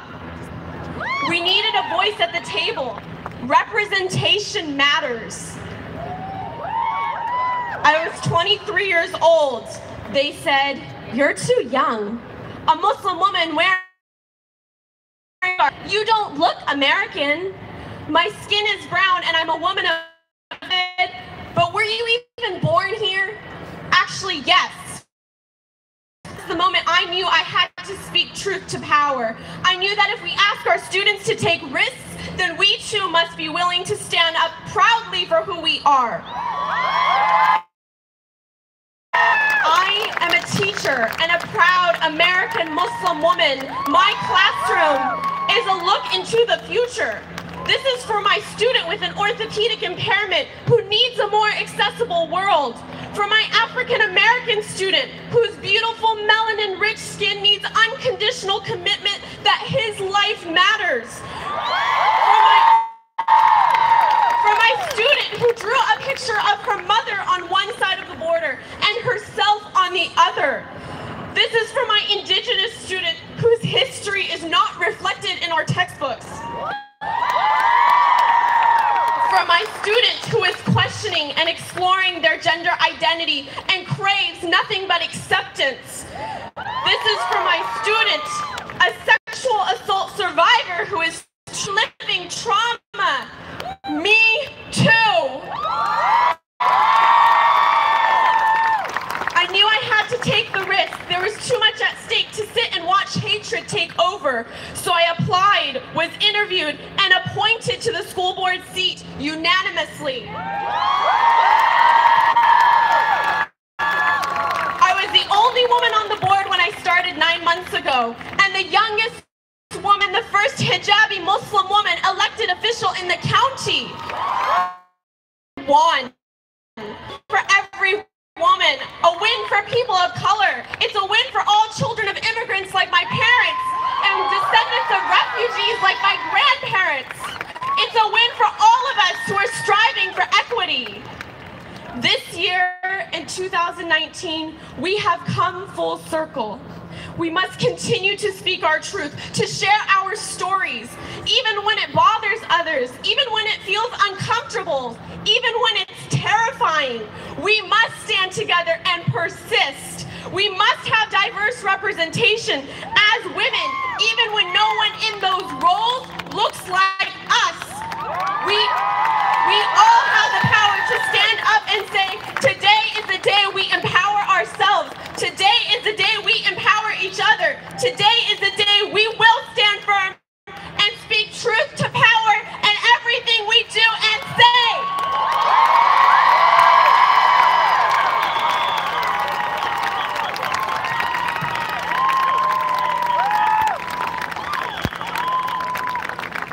Yes. Ooh, felt that one? I felt that one. That was amazing. Jessica Nolan, leader of the Young Women's Freedom Center, formerly the Center for Young Women's Development. She's deeply committed to the liberation and freedom of women and girls and has spent the majority of her career working to develop and implement programming and strategies based on lives. Please welcome Nolan.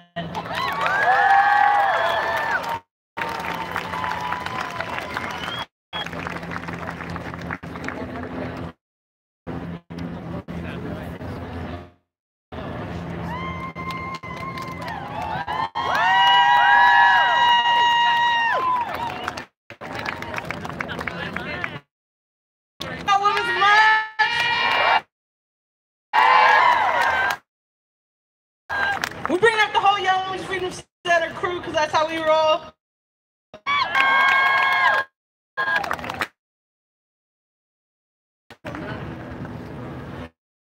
So my name is Jessica. We're really excited to be here today with all of you beautiful and powerful faces. I represent the Young Women's Freedom Center, organizing women, girls, non-binary folks in San Francisco for 25 years. Folks who have been incarcerated, experienced the injustice system, lived and worked on the streets. Our folks who are right now just a few blocks away who couldn't be here our sisters who are sitting up in juvenile hall, our siblings down in county jail, and all prisons across the state. We stand here today together for them.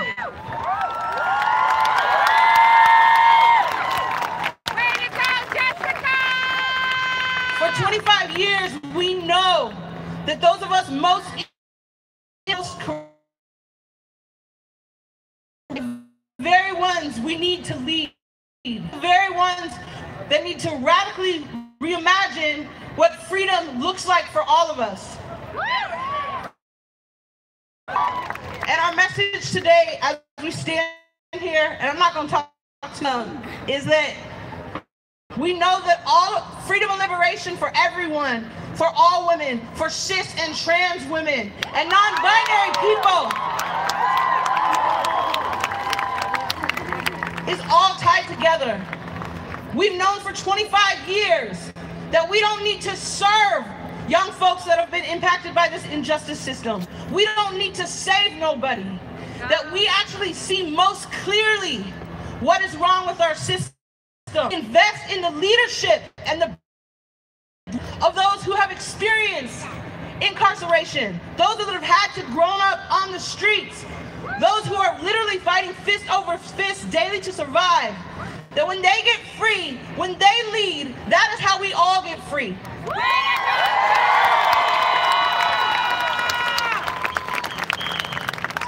And so we don't do anything alone here at the Young Women's Freedom Center. So I want to call on some of my siblings here. Chanel is a longtime center sister. Came here, like myself, as a young person out of incarceration and detention. And an elected official. I'll introduce you, Chanel. Thank you, Jessica. How are you feeling, my sister? Today is a beautiful day. We are here,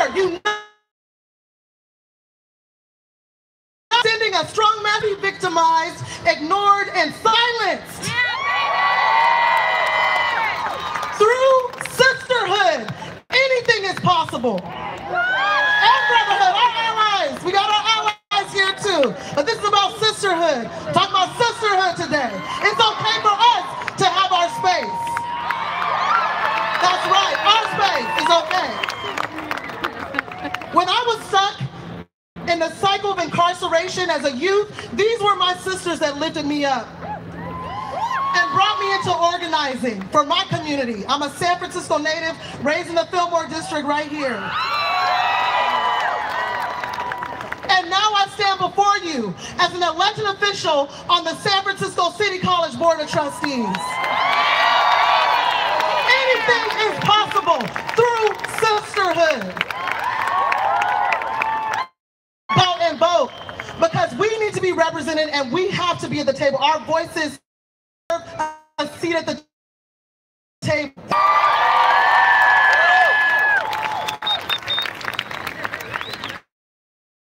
Talk about the work that we're doing at the Young Women's Freedom Center and in the Sister Warriors Freedom Coalition.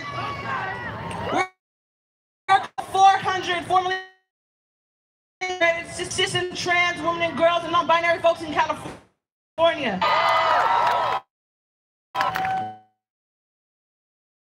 Our state through policies.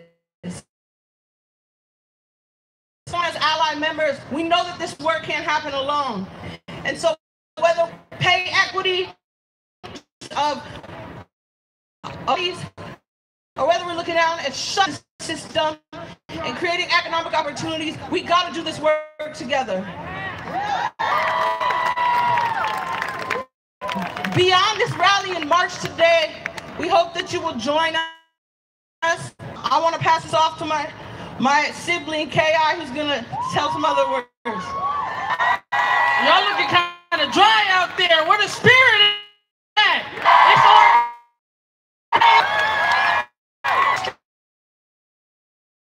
Hey there, bruh. Sit respectful. It's all good. I'm young adult who is born and raised in HP.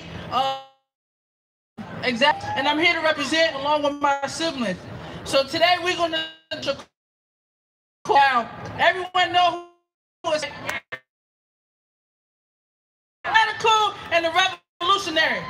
So this is a call and response. It is our duty to fight for our freedom. Our freedom. It is our duty to. We must love each other, put our chin. Two more times. Let's work. Our duty to fight for our freedom. It is our duty to win. We and support each other. To lose, but our chance. It is our duty. It's our duty to win. We must love each other. We must love each other and support.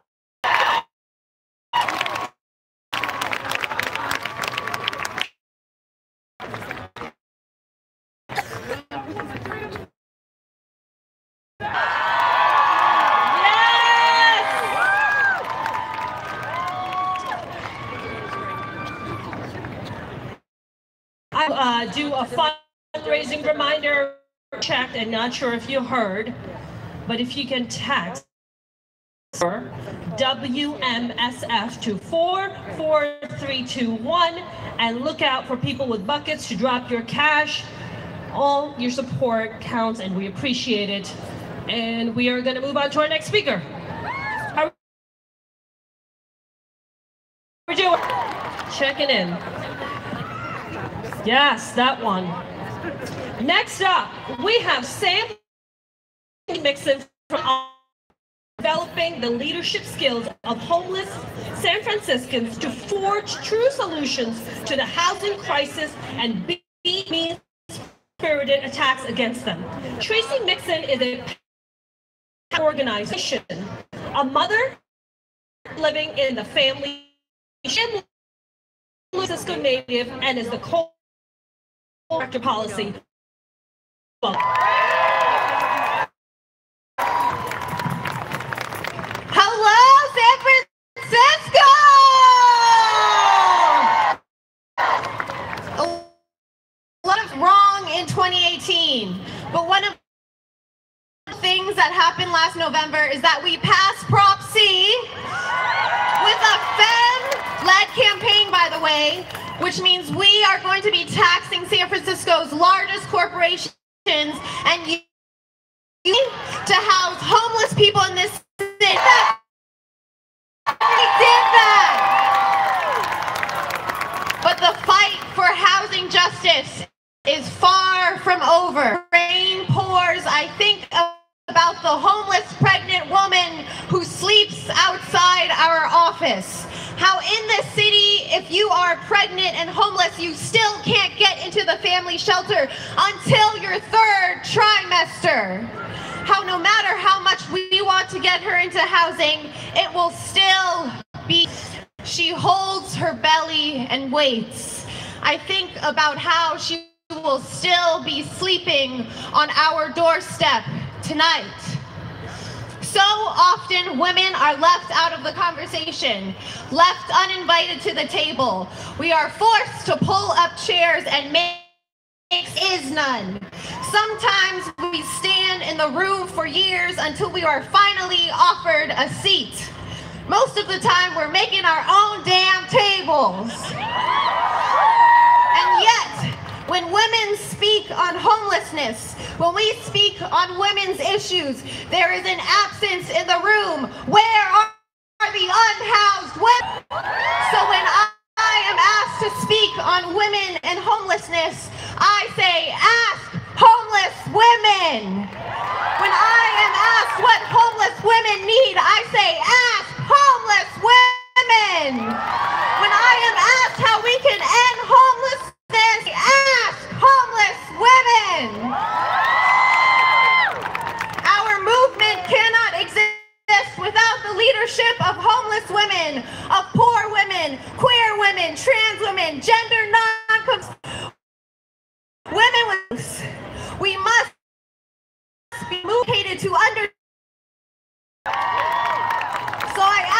to look around today and recognize that absence. Who are we not making room for? Who feels like this space isn't for them? Who can't be here?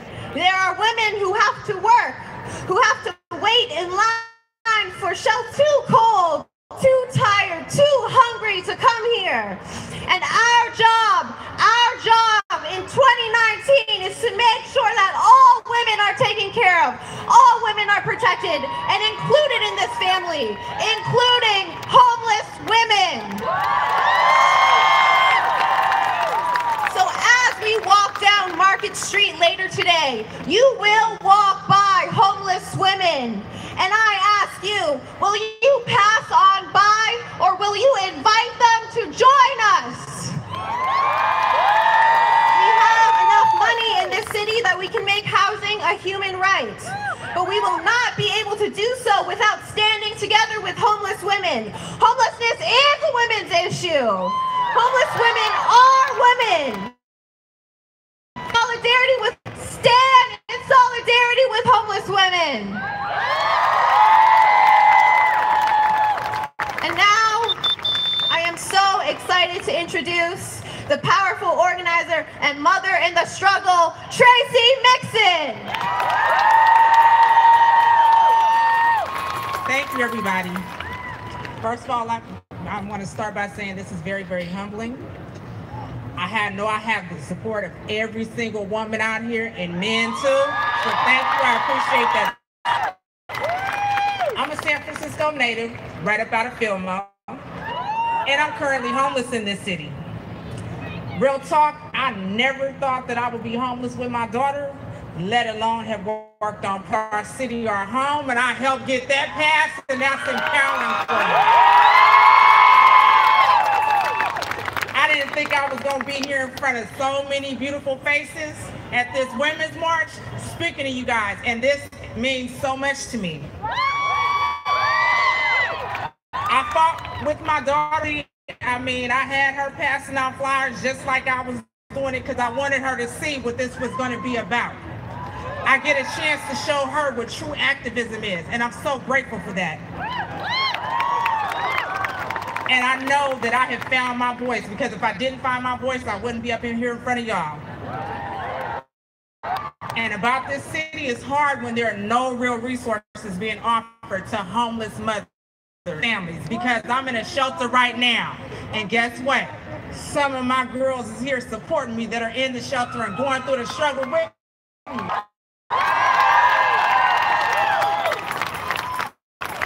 And I know that I'm trying to make a change in this city, and I know my daughter is going to make a change in this world. So y'all look out for her, because one day she's going to be a president of the United States.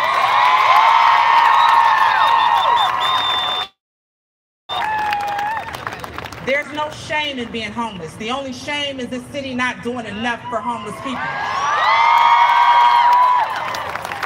We done went from staying in people's homes to now being in shelter that we might be forced out of at any time because of the time limits that are placed on us.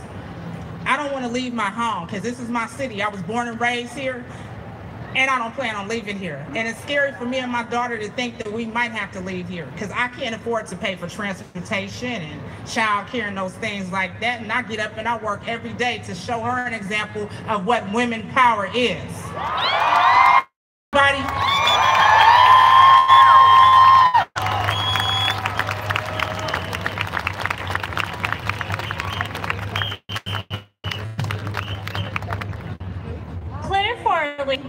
Is the senior advisor to the mayor and director of the Office of Transgender Initiatives. She also worked for over a decade at San Francisco LGBT Center, leading their economic development and employment programs. She received the Voices Award from San Times and was recognized as a soldier of change by the San Francisco Magazine's annual Women in Power issue. Please welcome Claire Farley.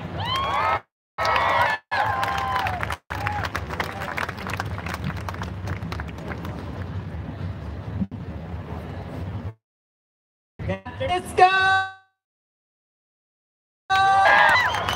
Are you enjoying the march today? My name is Claire Farley, and I am the Senior Advisor to the Mayor on LGBTQ affairs and the first director in the country to run an Office of Trans Initiatives. You are the reason why to be a San Franciscan.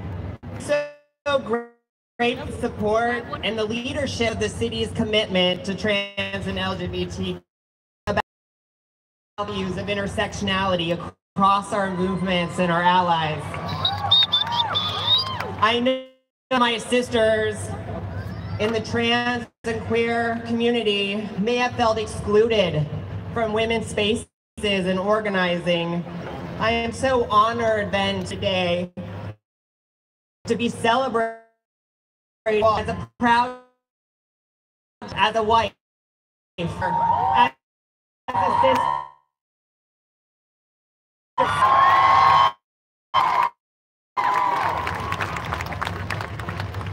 SIF has a strong history overall, and we are the next for the rest of the country right now.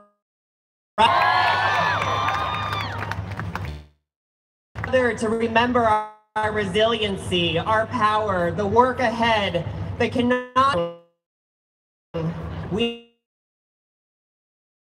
Are you with us? Now, so many of our communities are under attack, but it's important to remember that you are not alone, that we have always tomorrow, and we have this lesson to share from the trans community that we are resilient. Our elders didn't back down in Compton's cafeteria 60s. And today, just in our neighborhood, we have the first transgender cultural districts in the country.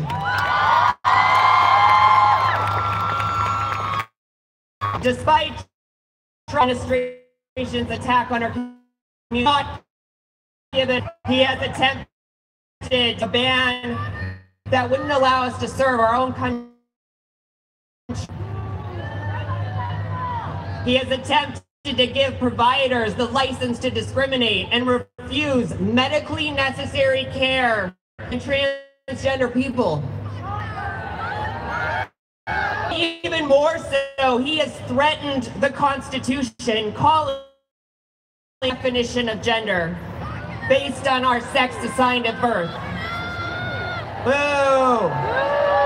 Despite all of this, not still here, and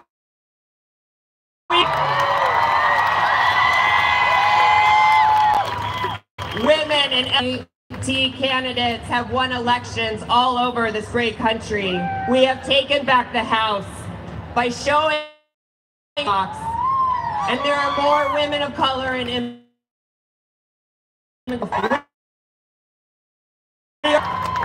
we have so much to be hopeful for because change is coming. Over the last year, TG and allies, women of color, immigrants have mobilized nationwide the administration for their hateful efforts to score political points, to strip away our basic human dignity. Our leaders, educators, and experts allow trans peace. We won't be erased. We won't be. However, more than the change we want to see, inclusive, informed, welcoming, we can help make sure that no one is the movements. Awesome homework. These are some to take with you and share family. One, attention to anti-LGBT, anti-immigrant, and women.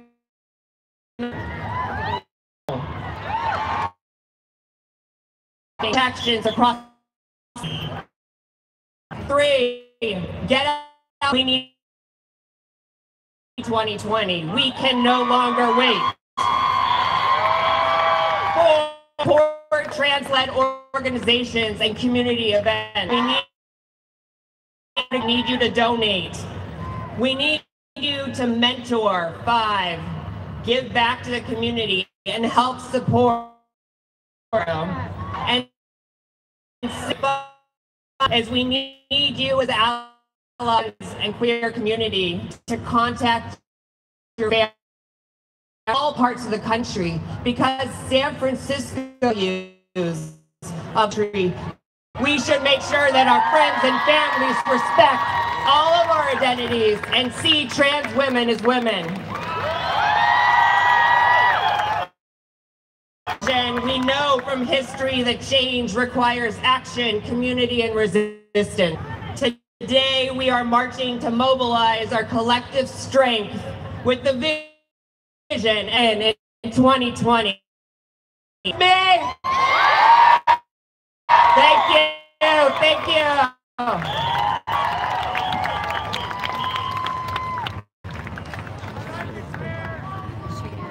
Can we just acknowledge how amazing the weather is? It was. Rebecca, writer, historian, and activist. She is the author of 20 books on feminism, Western and Indigenous history, social change and insurrection, wandering and walking, hope and disaster. Public education system. She writes for The Guardian and serves on the board of International. Please welcome Rebecca Solnit.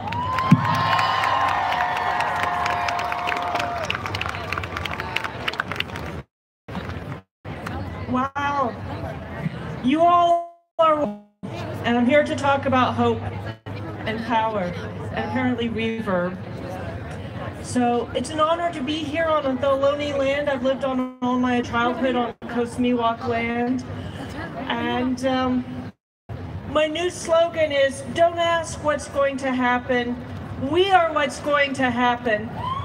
And I see you are happening.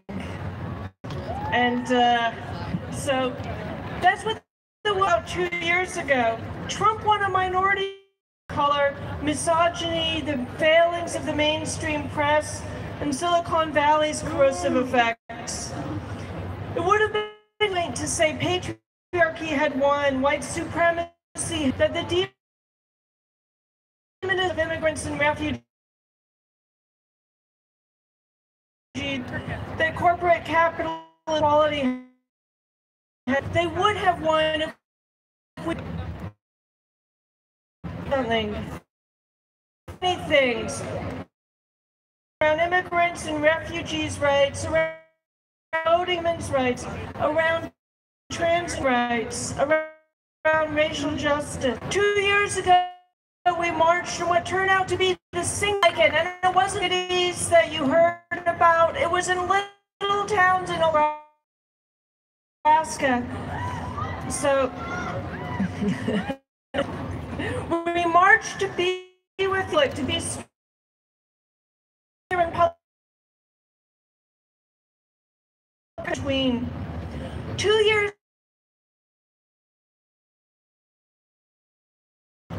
Slowly, step by step, but we can win a lot of what's worth winning. The change is mounting and ideas evolving. 2 years ago, we didn't have Me Too. We didn't have the Sunrise Movement. We didn't have that fantastic wave that didn't just take, should have, and which more young people of color, in which we can advance ideas like the Green New Deal is reasonable. I see the demographic most in 2018 was by Michelle Unstoppable.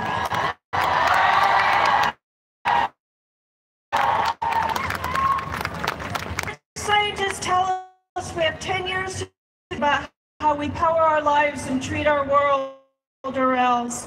I'm a climate activist and I'm a feminist, and those aren't separate things. Martin Luther King Jr., who would have been nice and would have become a great environmentalist as part of his work here, not been assassinated, he once said, "What I'm saying is simply this, that indirectly affects all." Feminism pieces out of this because it's too elegant, too completely balanced a machine, tear it up and reinvent it.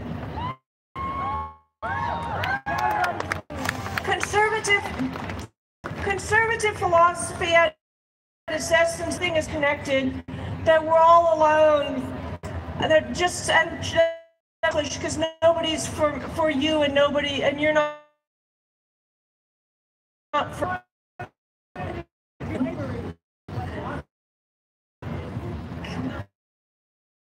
of our air, or that the U.S. is not separate from shapes what happens. Let us Department of Destiny King's mistresses to stitch it into something that fits no one barren and unprinted.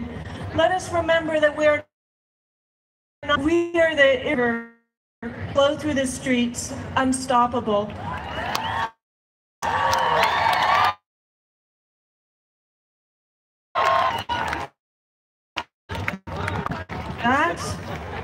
Next speaker, I just want to take a moment and thank personally the co-chairman's March of San Francisco, Sophia Andari, for us. Thank you.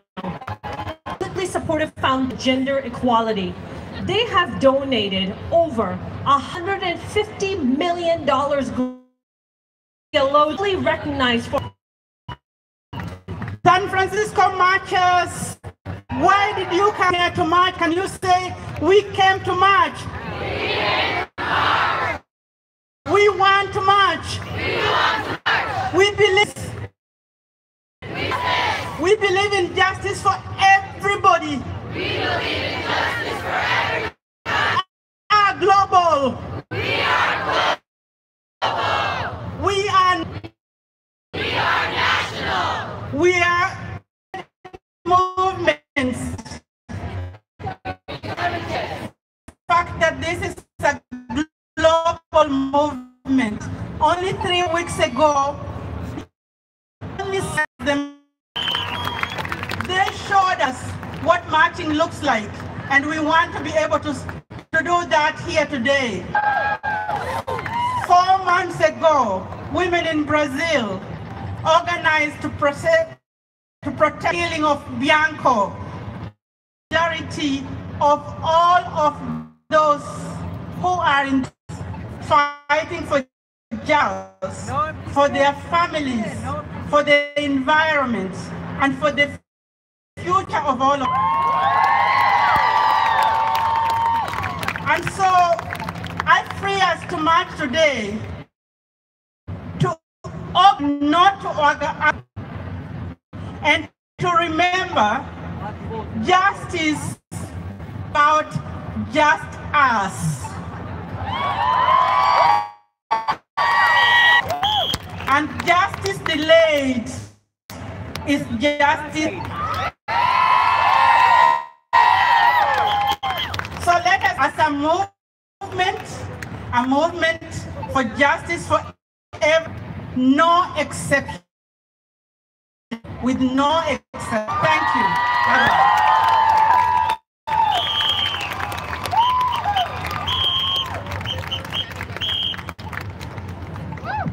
Hi, everyone. My name is Elizabeth Lanyon, and I'm one of the organizers who put the thank you so much for coming out today. Create this space. Everyone who donated today, we're working on reaching a big San Francisco. You have been a steadfast support of Women's March since 2000 started. Thank you for believing us. Thank you so much. So Women's March, it's an opportunity for us to stand together in our common humanity, to promote and social justice and civil minorities. We started a tidal wave, and we need all of you to continue that tidal wave to keep making change.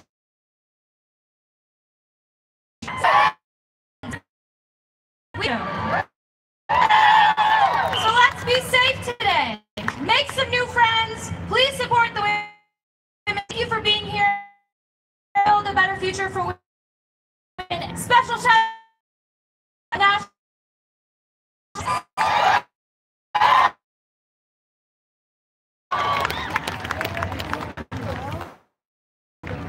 Do you guys know what time? It's the time. Before I just make some final announcements for you guys, I just want to take a moment and for you. It has been an honor. It has been, thank you. Announcements. So I have some instructions here. We're going to make our way to large streets. Please be patient. There are a lot of us here, and let's be mindful of those. Please give everyone their we need to have a safe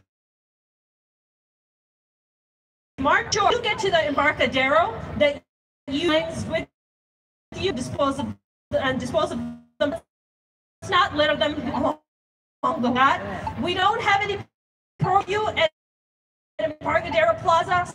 So please just out. Once again, thank you to our co-host Planned Parenthood of Northern California,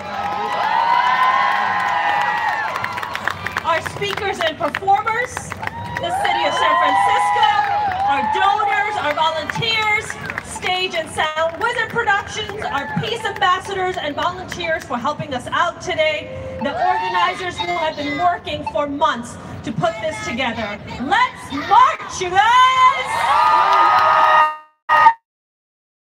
Thank you. My name is Mona Shaikh. Thank you. It has been an honor.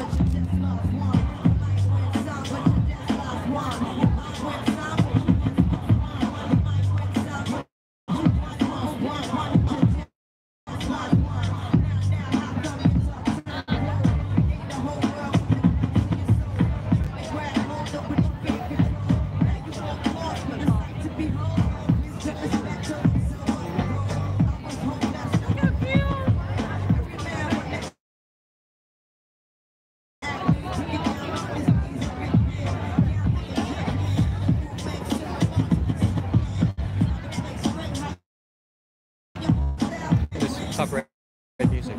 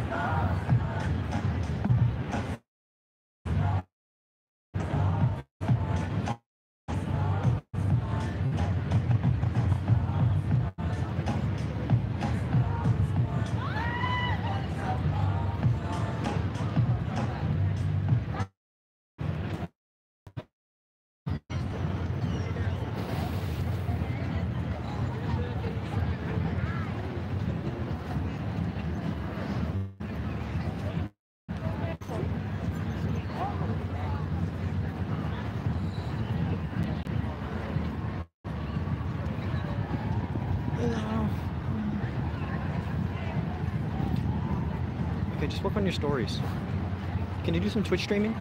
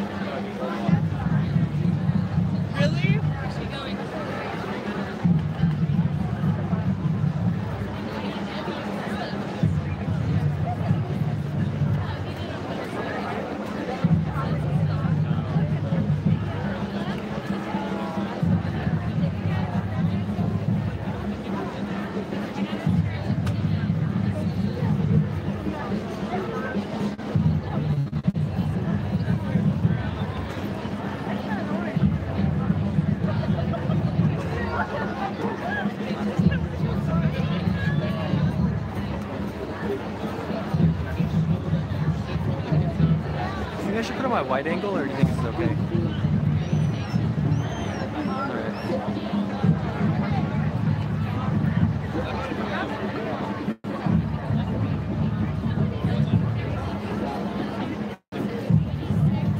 Come off to the side here.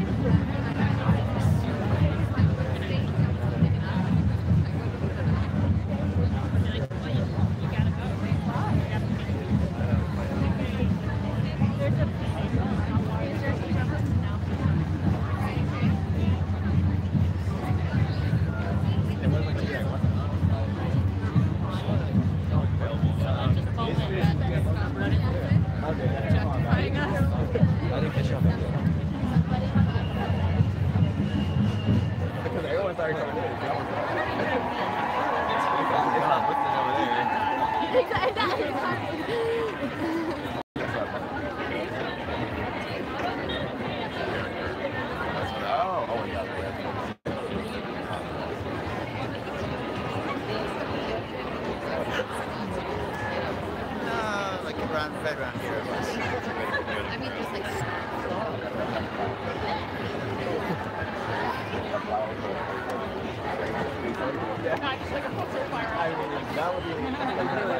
Which one? Well, who's yours?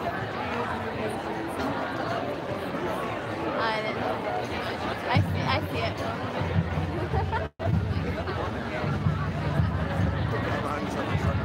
My arms are tired of holding the sun since 1968. That was cute. That was a good one.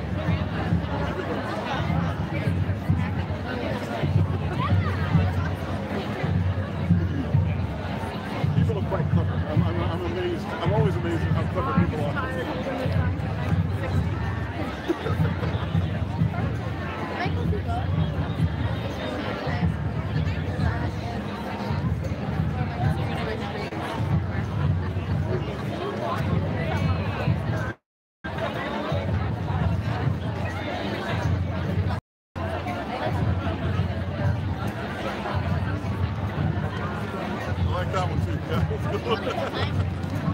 I can't read Russian, but I can imagine what it says. Yeah.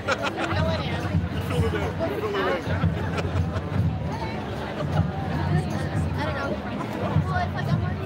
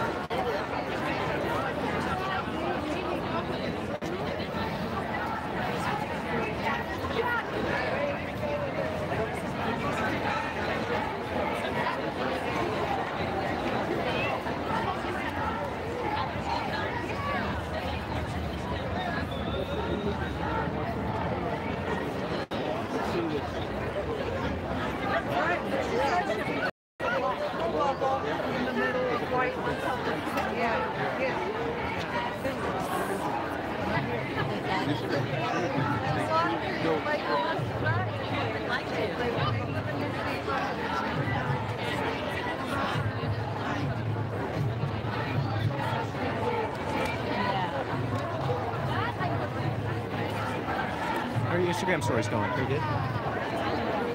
If you have, there's a lot of people here, so see if you can connect to SF Wi-Fi.